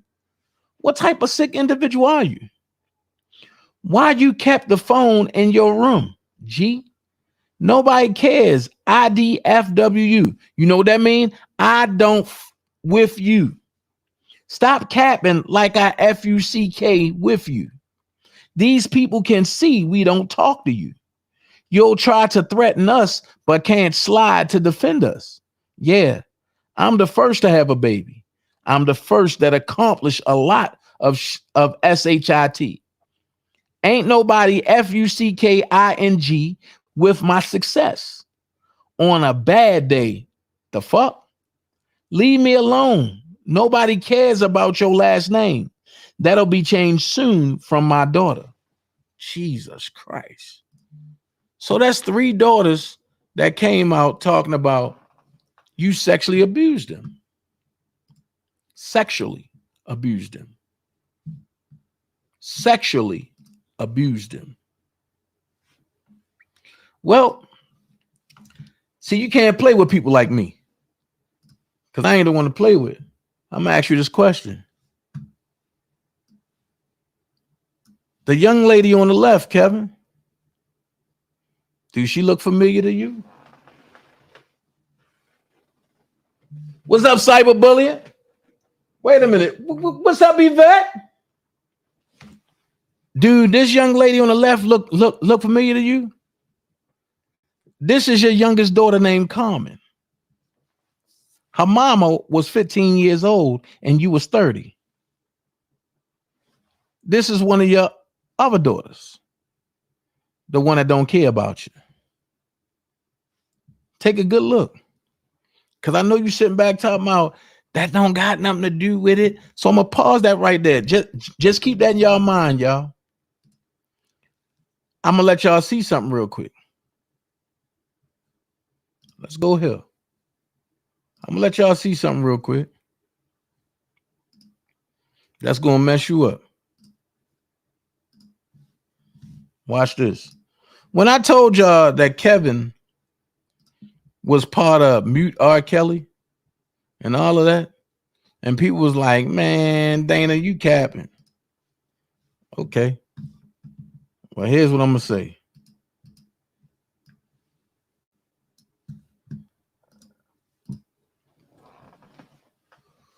Kevin put up a post. Jonjolyn Savage went through one of the Mute R. Kelly ladies and put it up there and said, have Kevin take this down, right? Kevin took it down. But this, what I'm about to show y'all, was a live that Tim Savage did. Nobody ever seen Tim Savage address Kevin Terrell, did he? It's because he took it down. But he addressed him, DJ Tyson and Tim Savage, J Savage Collection. Hey, Tim, I need you to put this video back up so people can understand the conversation and understand why Bedbug got mad when you wouldn't give him an interview about Angelo. One thing for sure, 2 things for certain, I'll never cap on you. But I said all that to say this, man. Let me see if I got any updates. No updates yet. Good, I can keep going. I said all that to say this. I showed the picture, right? He never addressed it, but he want to run around and attack Hollywood. He'll say something about me. He know he got to see me in a couple days, and I'm loving it. But can you address this, Kevin? This is your case with the underage female. Carmen's mother. Case number 2002, capital D, 650906. And you see, paternity to establish parentage, the District of Markham. Wait. Johnita McDonald against Kevin Terrell.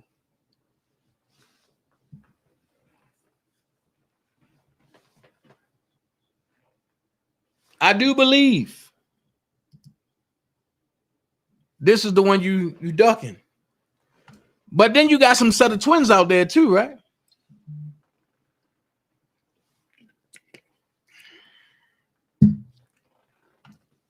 We, the people on YouTube, need answers. Ain't that's what y'all told me? Or when y'all tried to say, I don't take care of my kids, and I clearly been showing my kids since day one. All of them at one point or another. However, Johnetta McDonald is the 15-year-old that you slept with. Carmen is the kid that came out of that.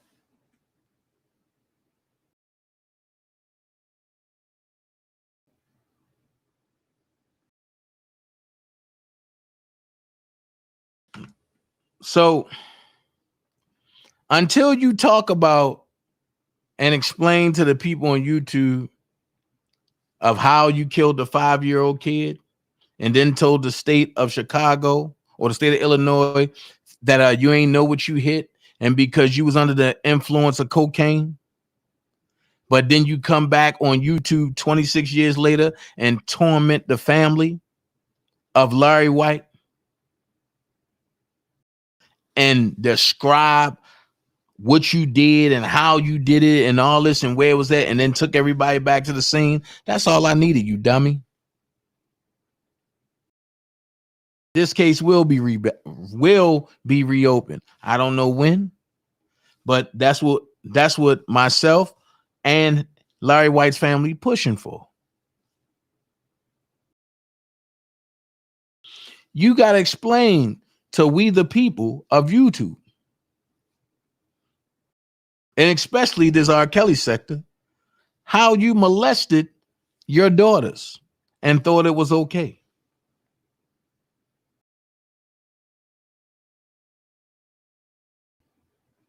You have to explain to we the people, the sector of R. Kelly, how you thought it was okay to sleep with a 15-year-old girl.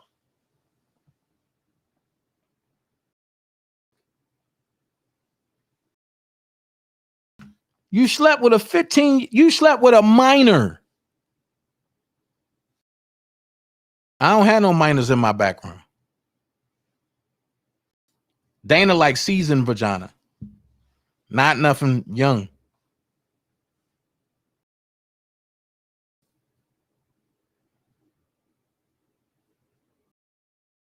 So at the end of the day, I don't know why anybody is giving this clown ass nigga a voice. Should nobody even be talking to this dude? Y'all should go to his page and strip his page dry. And what I mean by that, get up and walk away. Y'all don't got to say nothing. Get up and walk away. Also, hashtag lock his ass up. That's what I'm on. I ain't gonna sit here and say, oh, he going to jail this week. Nah, because I don't know.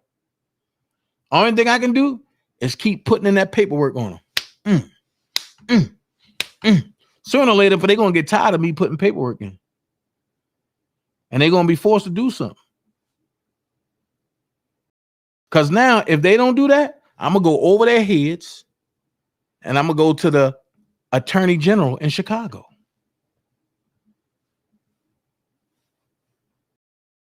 I know how to go through this chain of command. Is nothing. Matter of fact, if nothing is done, I'm a chain of command. Let's go. Let's go. I don't know how he getting cash apps. He said he ain't need cash apps. He said he ain't need no cash apps no more.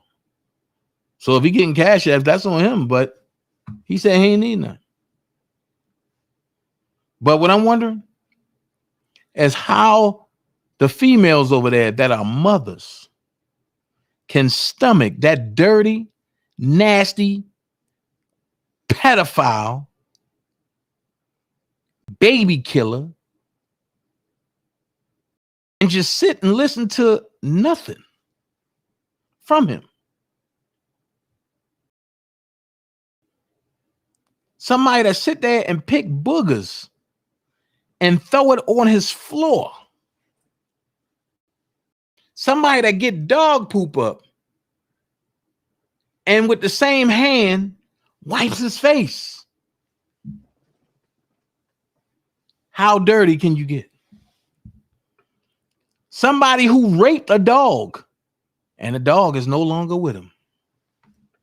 How dirty can you get?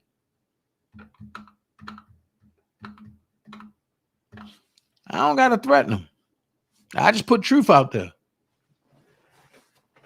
Y'all see the y'all see the bozo pic? I told you I'm gonna make you regret for calling me bozo. Now you're gonna realize it, that now you gotta live with it. And you see the eyes on the bozo?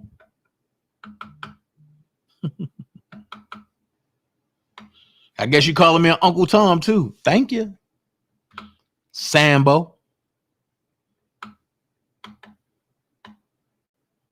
That's why I say what I say. A lot of them people are Sambo ass niggas.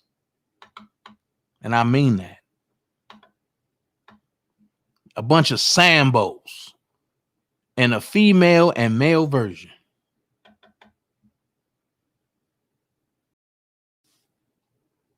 I commend one of the ladies, but I used to follow him. Me and her man, she used to go to war for him. Me and her had drag out fights. She said, I can't do this because they ain't lying. There's a difference when real mothers step up to the plate. She said, I can't do this. They ain't lying. And I said, why you say that? And she said, because I'm a mother. It's something when a mother can hear a cry of a child that's not even theirs.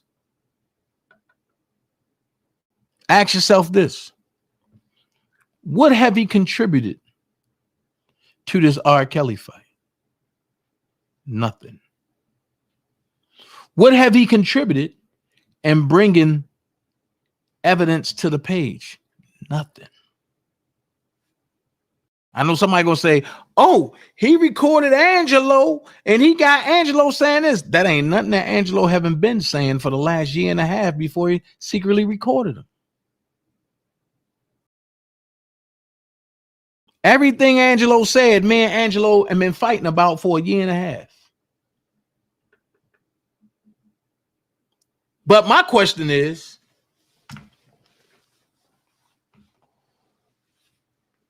he's so fixated on Larry, but he was Larry's biggest goddaggone fan. Oh, yo, I gotta call Larry. Oh, yo, I gotta call Larry, yo, it's New Year's, yo. I had to wish him a happy New Year. What?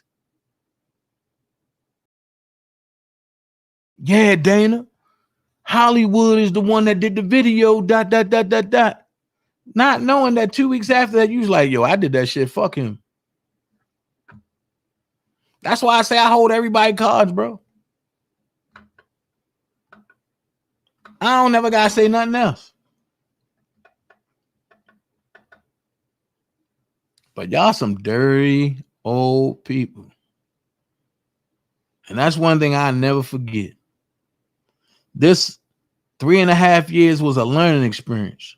And as the dream team elevate and leave y'all dirty people right where y'all at, we gonna use that as laughing moments as God propel us to another stratosphere.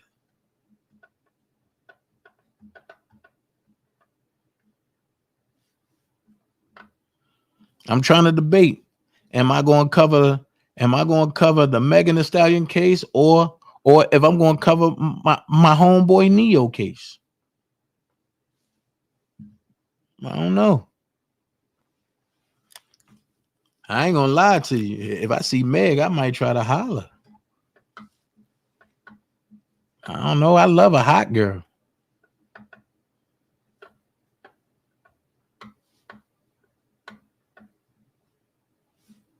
That's just me. I see Meg, I might, hey Meg, what's up? How you doing, Meg? But dog, you're a bum. You always have been and you always will be. I can see if you try to progress. And then you sit back and try to talk like, oh, yo, I'm like a big brother. How can you be a big brother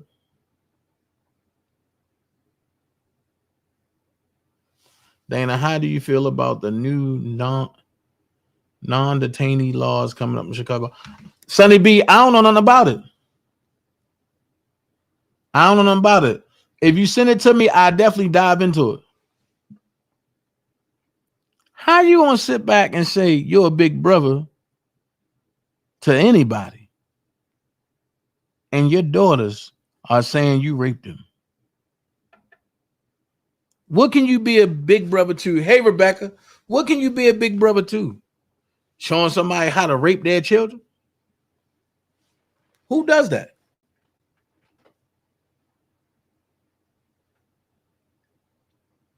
You be in everybody's inbox trying to get information, trying to say something, hoping somebody will talk to you. When you genuine about stuff, you don't gotta amp yourself up to do nothing. I didn't know Tim Savage was going to be on my page, but I'm thankful that Tim and Jongelyn graced my page. I'm thankful that Angelo graced my page. I'm even thankful that Larry graced my page. I still want to have that one-on-one conversation with Cash. Even though I know she ain't going to be bothered no more. But hey, there's only one way to get the truth, and that's to get everybody's side of the story. Before me and Larry fell out again in front of everybody, that's what I was going to do. I was going to ask each one of them every other day, yo, can you rebut and what Angelo was saying? And I was going to ask, why did y'all fall out? What's going on? I was going to ask questions that only I know. And that only they know. That's the problem. Everybody was trying to outdo Dana. Why?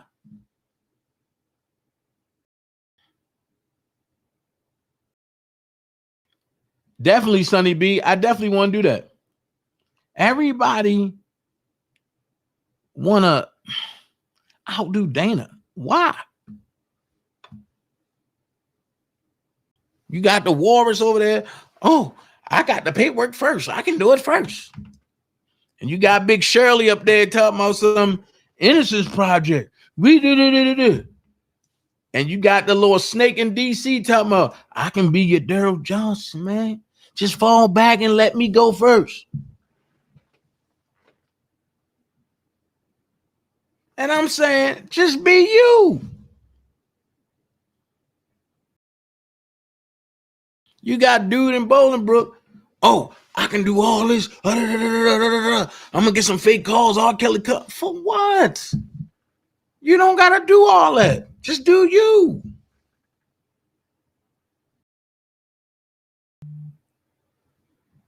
Y'all try to destroy the relationship between me and Robert. Y'all try to do all that. But you know what I say? Through it all, it'll all come full circle. It all come full circle. I'll never forget it. And you know what? And I'm gonna post some old videos. I'm gonna spin that block. I'm gonna post a video when Larry called in and said, man, Dana, don't none of them over there like you. And Big Shirley called in. That ain't turn out too well. Then you got the little lady who allegedly supposed to just had a baby. She come out talking about some niggas in Chicago press me not to come to Chicago. Motherfucker, I got a job. Rob ain't paying me. Rob ain't never paid me to come to his trials. I went to cover the trial so the people can get the truth from y'all so that way y'all biased ass people wouldn't be out there carrying one side of the trophy. But let me ask you this question. Other than that screw job get together but that y'all had in New York, where everybody was boning everybody, what have you showed up to? I'll wait.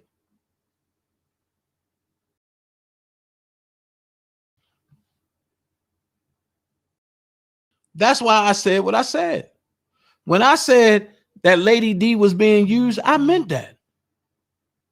I was once Lady D. I was once the old light-skinned lady that just allegedly supposed to have a baby.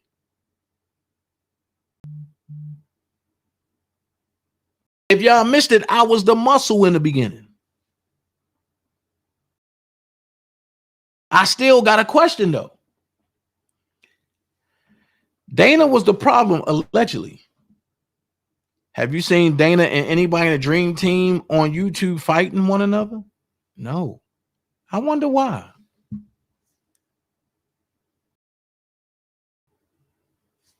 I wonder why.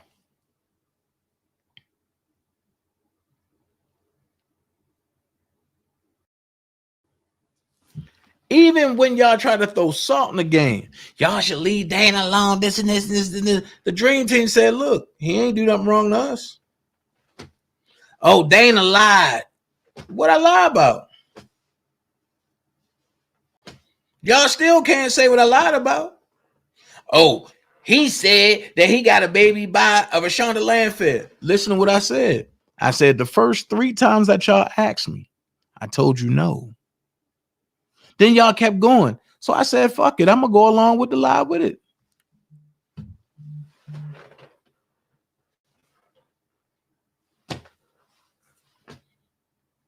So technically, that's not a lie. That's me making fun of y'all for the longest time because y'all was too stupid and to understand what I was doing.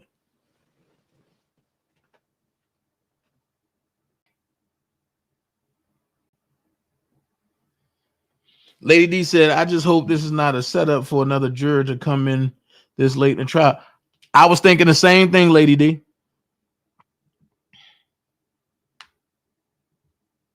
I was thinking the same thing. But only time will tell. So make this make sense. And I'm going to go back to that. He can't come to Chicago, this and this and this. And I'm going to release a 5-minute video addressing that. Just that. Because you had Sweet Pea along with his sister talk about, yup, he can't come back to Chicago. Let me help you understand this.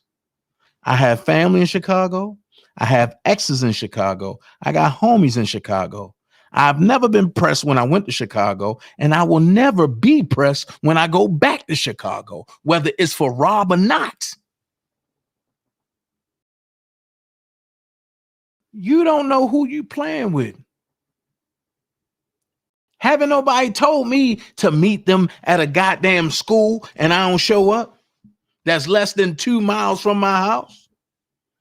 Haven't nobody told me to come to another city that's like 45 minutes away and I don't show up?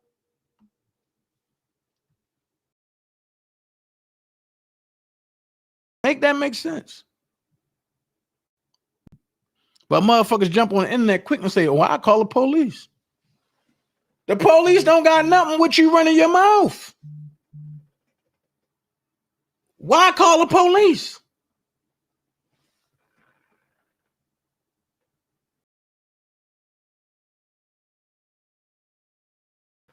I don't get it.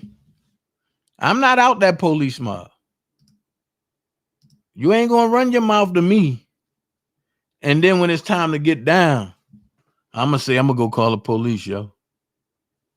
Huh? That don't even sound right. I'm gonna do all this capping on the internet. And then when I get approached, officer friendly, 119, somebody messing with me. Why? If it's gonna go that way, just avoid everything all in general. Just avoid it. All in general, just avoid it. Because at the end of the day, it ain't even worth a conversation. It ain't even worth you putting yourself in jeopardy of spending life behind bars, and because you garbage stomping somebody who can't beat their way out of a wet paper bag that's soaking wet, but I got rips on the side. Come on, man. At the end of the day, and we getting back on what it is.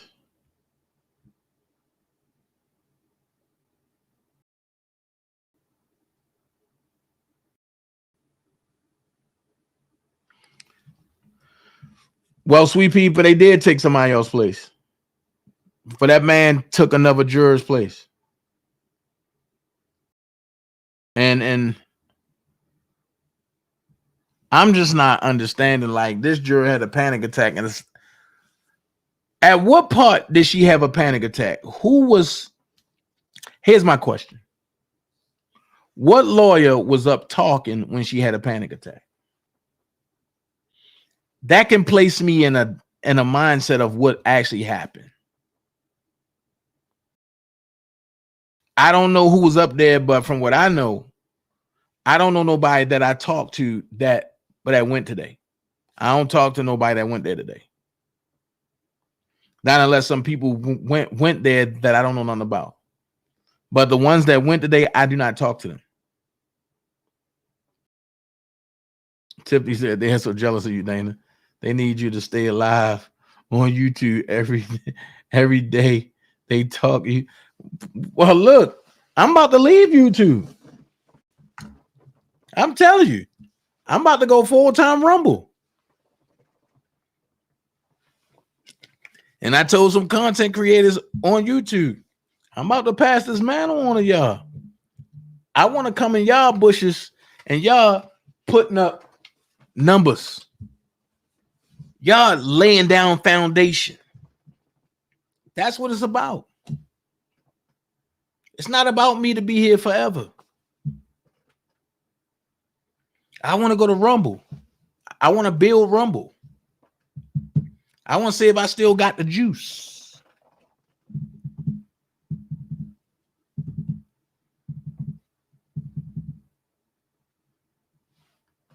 I can come on here and give you a whole nother topic for the next 2 years and won't have to talk R. Kelly and still have the same numbers. But some of the stuff that I have to talk about, I can't talk about on YouTube because YouTube is ultra sensitive.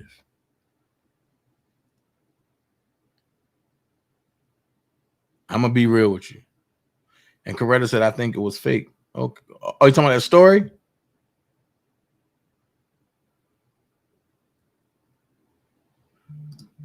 Wait a minute. What? So the juror that had the panic attack was a librarian.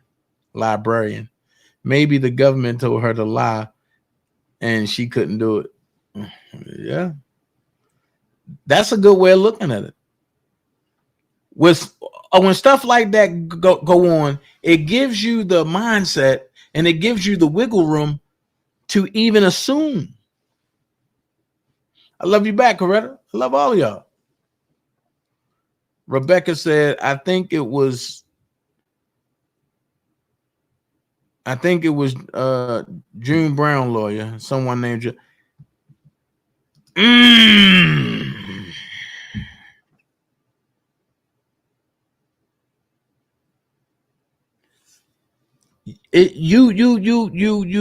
that can go two ways.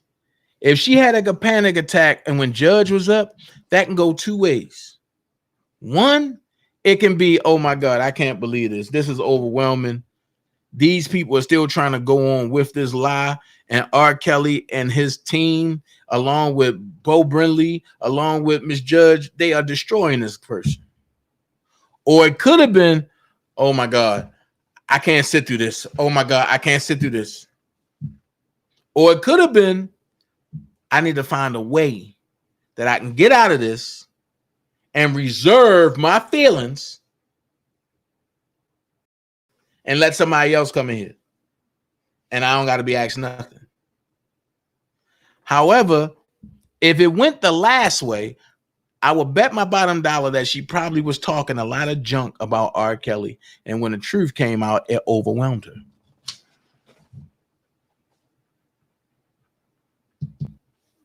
I'm just saying. Don't think like me. But I'm giving you a lot of ways to look at it. New Black Panther said, talk direct, but indirect. Nah, man. Look, check this out. Why should I have to curve the way I talk?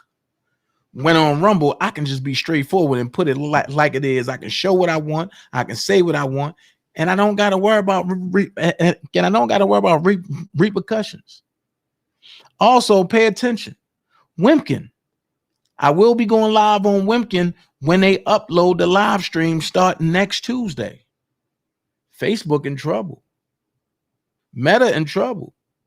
Because I'm already going live on LinkedIn.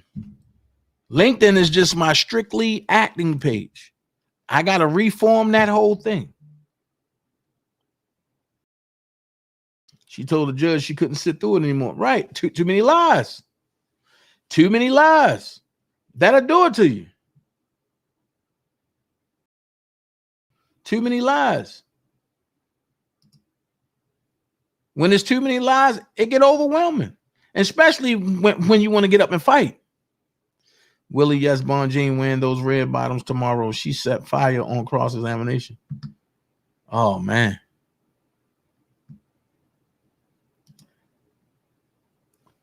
New Black Panther said, true, but we got to learn how to deal with this, man, on all platforms. No. Let's go ahead, New Black Panther. Why should we learn how to conform to them when we are the content?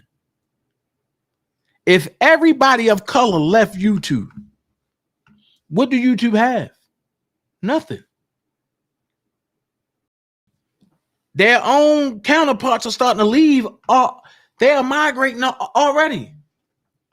Look at Twitter. We are the real ones over there. All the other people left. It's time to take a stand. Let's stop conforming and let's start putting stuff into place.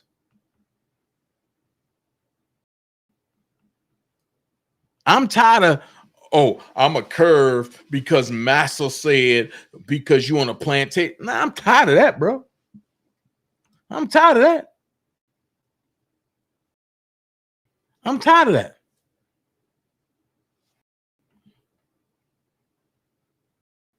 I'd rather let the people who have straightforward content, like myself, go forth on YouTube, and I come and support, and I do a live every once in a while, and everybody holding it down, as well as I'm holding it down on Rumble, and that's the way that we build.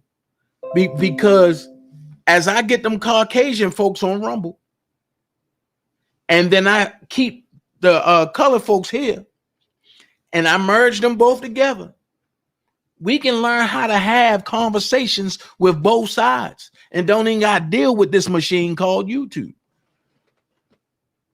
See, I'm thinking long term. I'm thinking bigger movement.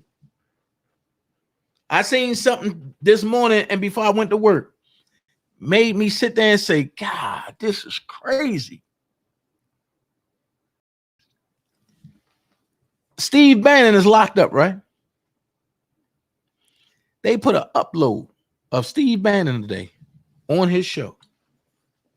That man had 30,000 people watching at 7 o'clock in the morning, Eastern Standard Time. That's power. That's power.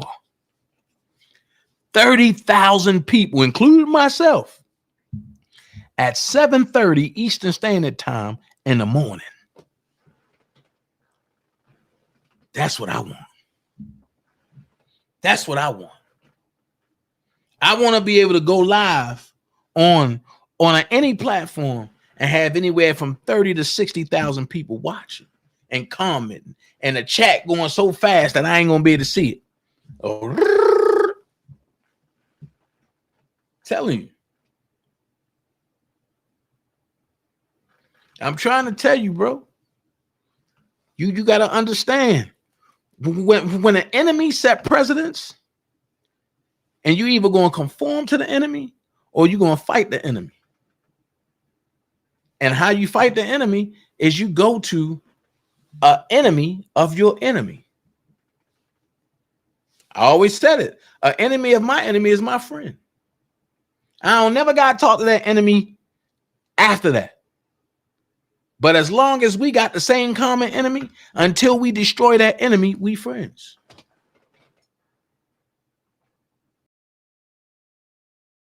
I'm telling you. That's the art of war. That's why I sit back and I laugh. Because everybody that was trying to go to Hollywood, they was all sucking on Hollywood nipples about 6 months ago. All of them. Oh, Hollywood. Oh, my God. Hollywood. Marge and all. Hollywood. Oh, Hollywood. Get him, Hollywood. You right, Hollywood. And I sat back and did like this. I said, they building her up to try to tear her down. And I said, I want to see how this is going to play out. And as I see the way people moving, I said, I know that game. That game come from DC. Same way they tried it with me. It don't work with everybody. If you solid, that bullshit ass thing ain't gonna work. Now, once again, and you seen a fake kumbaya. Oh my God. God said, I'm so thankful for y'all. I did so wrong. I apologize to you. I apologize to you. I apologize to you. I apologize to you. I apologize to you. But let me give you a hint. Until you really mean it and do right by everybody that you screwed, your life gonna go into shambles. You got to come back this way. That's what I love about God. Because while you out there doing all that, and they talk about, oh, it's about subs that they bind, the good Lord prepares a table before me in the presence of my enemies. Now, ask yourself this question. How you going to have 16,000 subs, but you can't get 30 people in your chat? How you going to have 16,000 subs and on your good day, you got 300 people in the chat? The ratio don't balance. Somebody paid for something. Make it make sense. Your ratio have to balance. Right now, I got 255. 255 people in here, right? On this channel, I got 2.4 thousand subscribers. The ratio balance out. For every 2,000, you should have 10% when you go live. Oh, I'm sorry. I'm dropping gems on people today. People ain't supposed to know that. For every 1,000 subs you have, you're only supposed to have 10% at the minimum in your chat. That's why I sit back and laugh at people. People got 30,000 subscribers talking about the hottest topic out there and only got 124 subs in there watching your show. Make it make sense.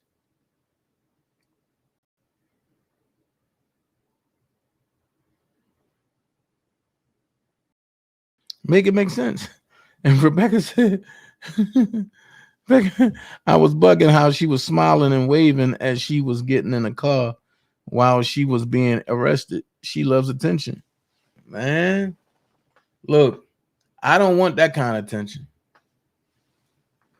Because on one hand, you crying. Then when you get in the car, you smiling. But I still have a, thanks, Dirk. I appreciate you. But I still have a question. When are the people that's over there going to hold her accountable? And I'm going to go here. I want to have a one-on-one with Nakia. I really want to have a one-on-one with Nakia. Dana and Nakia one-on-one.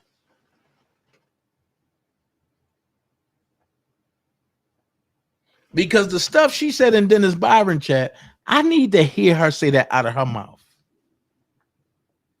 And it's not going to be no disrespectful stuff. And we're going to have a real conversation, man versus woman, Dana versus Nakia. Thank you so much, Miss Jennings. We want to have a conversation. We built, not brought over here. Facts. Facts. And I ain't going to lie. It bothers me to see people buy subs and they got that many subs. Then I'm sitting back like, they don't have no content. That's when I say, you know what? I gotta go back to the grave. Let's go. Let's dig up some more content. So I would love to have a conversation with Nakia. Some people I'm not going to talk to ever. I believe them in what they said and did. But see, I will take the conversation between me and the kid back to the beginning of me and the kid. And we will walk forward. And as it unraveled, y'all will see. They ain't never do nothing wrong to the kid. I just sat back and watched. And I meant it. If you part of the circus, I'm just going to remove myself. I don't want no parts of it. But since I removed myself, y'all calling me a bozo. So that means that even though I'm not in the circus, y'all still paying me, and ain't none of y'all getting paid until I get paid. So I'll take that. That means y'all show bullshit because I have not gave a show in y'all circus. Y'all still in Ringling Brothers. I'm in a new hip hop circus.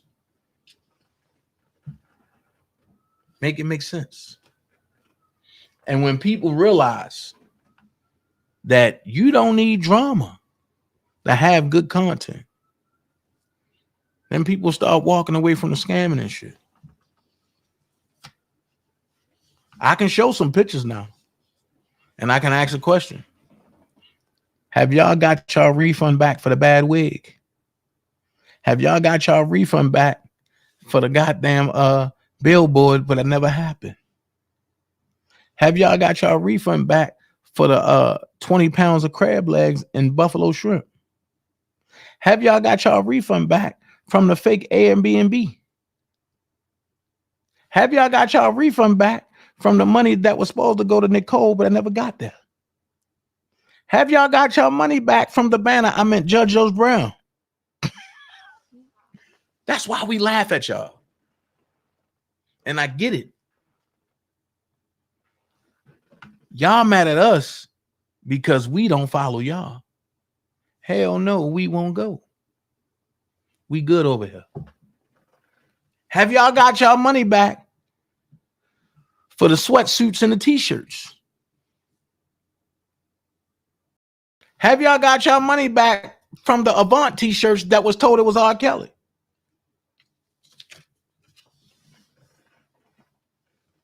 I'm just asking y'all. Have the Dream Team ever scammed any one of y'all?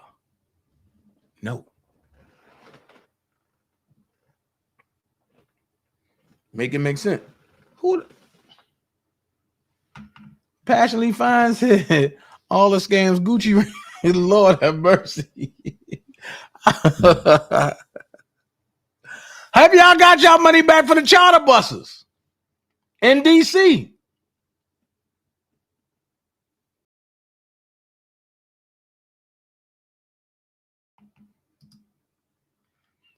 Toy said, why would you want to have a conversation with someone who knows about the dirty shit they done to you?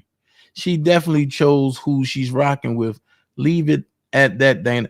You're not understanding the point that I'm making, Toy. Sometimes it's not about trying to convert nobody. Sometimes it's not even about things that other people think is about.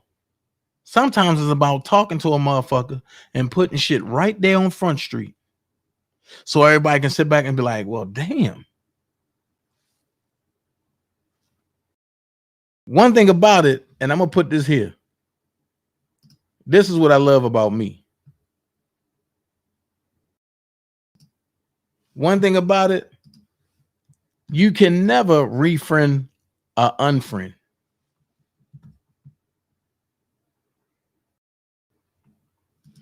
Trust me, when I get in this mode, it's a method to my madness. You can never refriend or unfriend. And I get what Toy's saying, because Toy make a lot of sense. Toy like, yo, she was down with that. Yo, she helped him. Yo, why would you do it? I get it. I get it. Trust me, I get it. And Toy making good sense. But sometimes I love putting the dirty motherfuckers on a hot seat.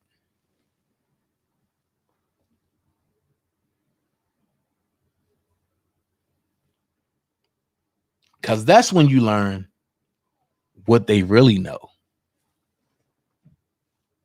And see, and the only thing she can say, oh, you did this to Sylvia, you did this to Sylvia. Wait. What did I do to you? And once that nothing come out, now we can address what I did to Sylvia. I did what to Sylvia? Okay, here's the proof. Now I did what again? Now you're looking stupid. And now here come my questions. I know you helped her dox people. I know, not Toy, but I'm saying, you know what I mean? I can put it out there. That's when the conversation would be like, damn, I was wrong. I fucked up. Yeah.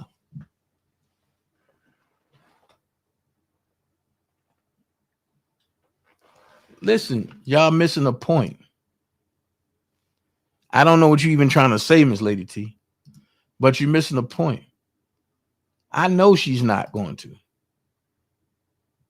But it's always good to throw it out there. Just in case a motherfucker. Just in case a motherfucker want to get froggy one day.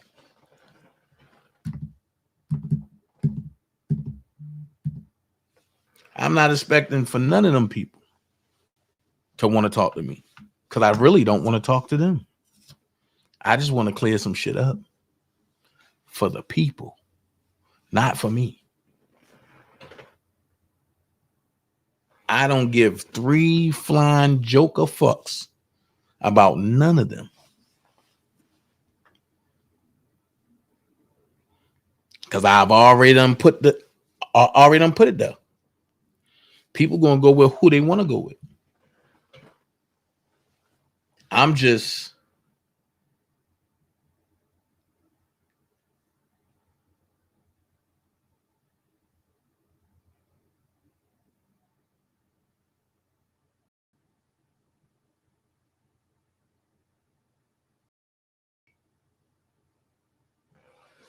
send it to me. Send it to me. Send me that link, Ms. Darlene. Send it to me. I need to see that. Because that might be the one that I'm talking about. That got Nairi on there. When we was all dancing and I put my joint on her shoulder and she went into a, oh my God, don't do that. You're making me hot. Hot, hot, hot, hot, hot, hot, hot, hot, hot, hot. That one.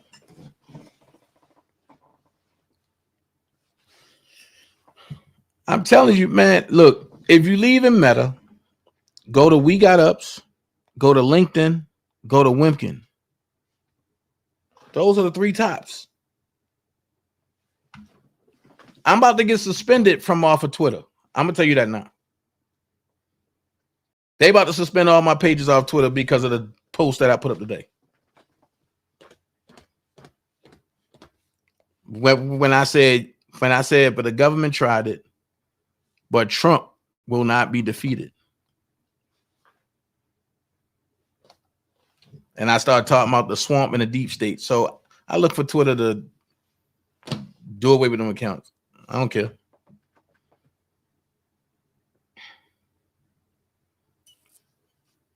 Telling you. Y'all better get ready. They already done started baby side. And for y'all that want to know what I'm talking about, come holler at me on Rumble. I'm gonna put the upload up there of how they banned me off of Twitter 2 weeks after I got on. Yeah. But they about to make total abortion legal. I'm telling you, it's about to get bad in California. Now I'm understanding why God doing what he doing. And seeing they not catching the hints. Man. When y'all hear about that, y'all gonna be like, yo,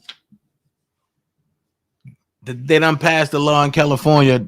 Gavin Newsom just got signed off on it, where they can have total abortions all the way up to 28 weeks after they give birth.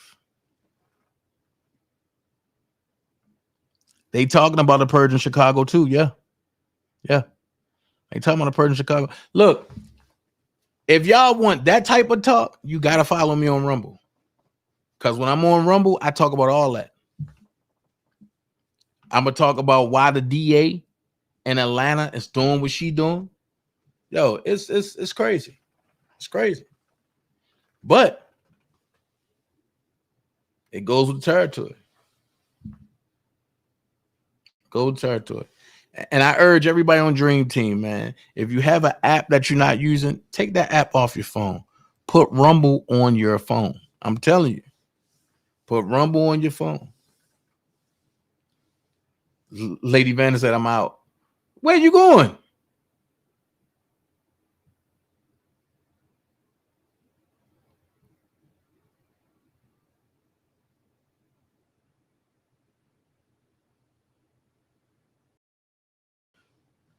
Something about, hold on, let me see what she said. Something about a law is about to be passed that if a person breaks into your house, they will get a ticket, not arrested. I heard about that, but I don't know too much about it, Fantasia.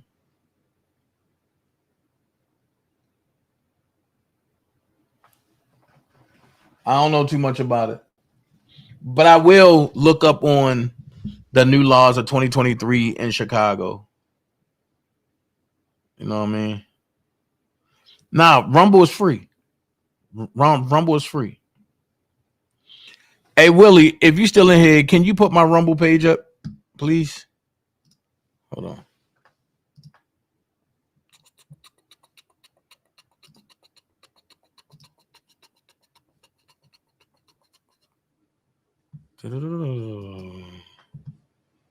Let me see.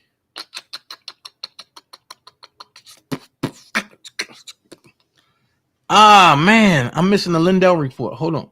Look, let me show y'all something. This is going to trip you out.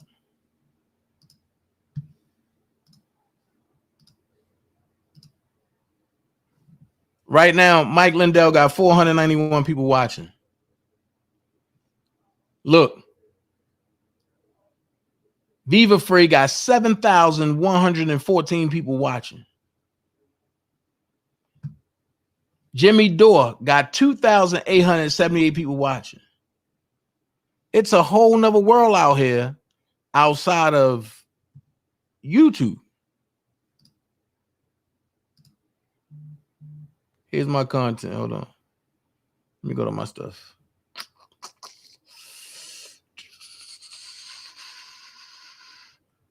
Let me see the link. I need a link. This is my referral link. There's so many ways to get paid off here. Here's my referral link, right?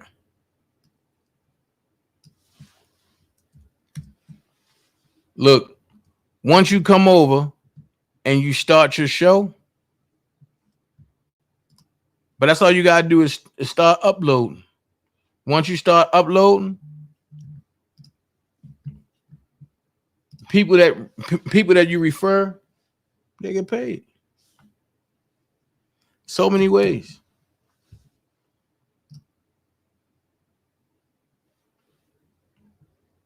Somebody said Papa Duck. Who that talking about my brother Duck?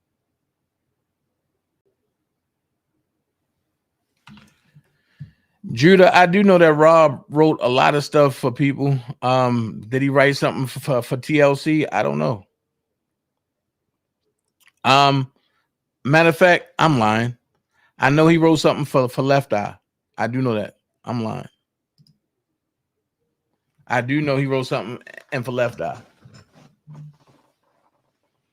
Yo, if Fantasia was still in here, she would have went off about that.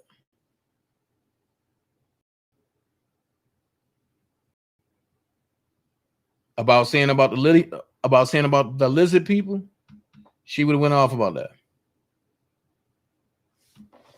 So I know Rob wrote some stuff. I know some stuff on Age Ain't Nothing But a Number was for TLC, but I don't know how Aaliyah ended up getting them.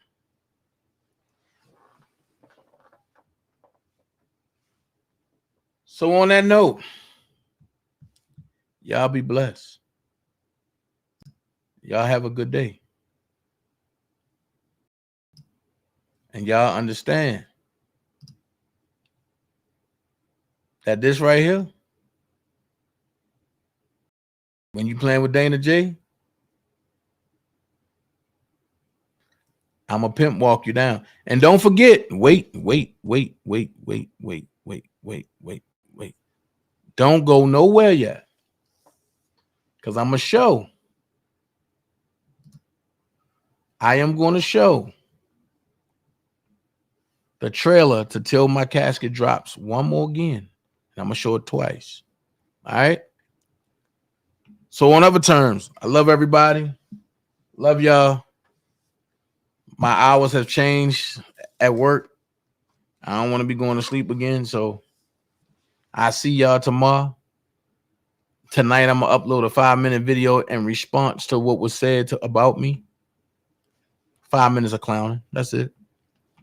Check it out. But this is how I walk in and out everywhere I go.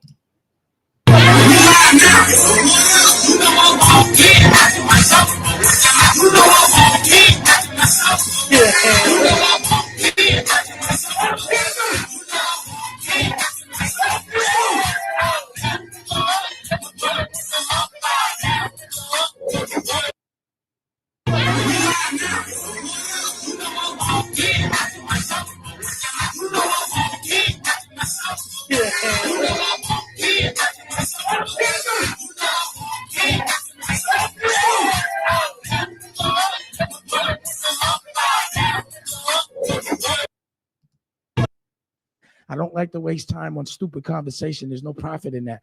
So if I'm around people that are always complaining with no solutions, then I'm wasting real estate in my brain for what I need to project. And what I project in my brain is what I project in my reality. So that real estate only has to be for evolution, things that are going to help me get where I got to go.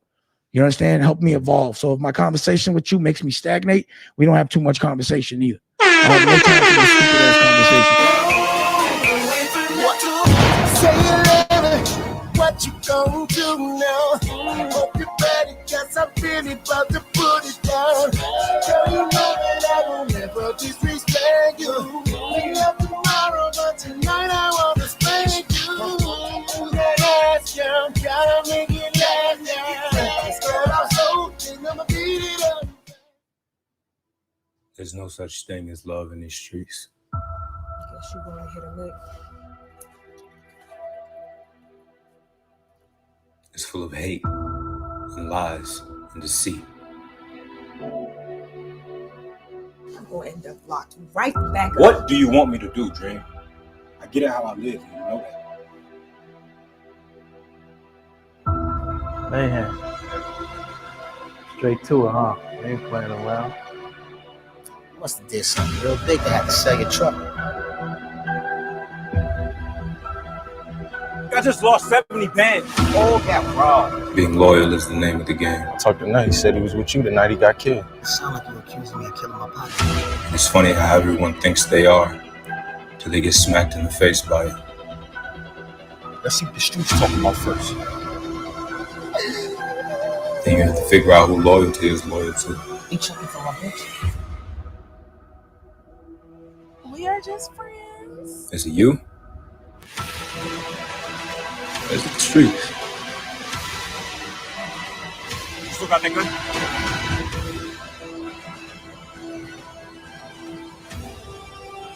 Love and loyalty is a myth.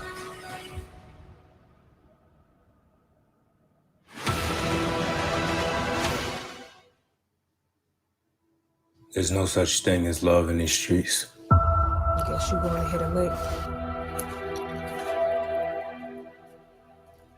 It's full of hate and lies and deceit. I'm going to end up locking right back up. What do you want me to do, Dream? I get it how I live, and you know that. Mayhem. Straight to it, huh? We ain't playing around. You must have did something real big to have to sell your truck. I just lost 70 bands. All got robbed. Being loyal is the name of the game. I talked to Nut. He said he was with you the night he got killed. It sounds like you're accusing me of killing my partner. It's funny how everyone thinks they are till they get smacked in the face by it. Let's see what the streets talking about first. Then you have to figure out who loyalty is loyal to. You checking for my bitch?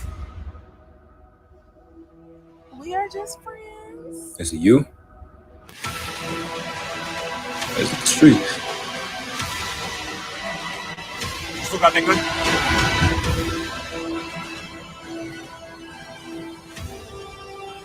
Love and loyalty is a myth.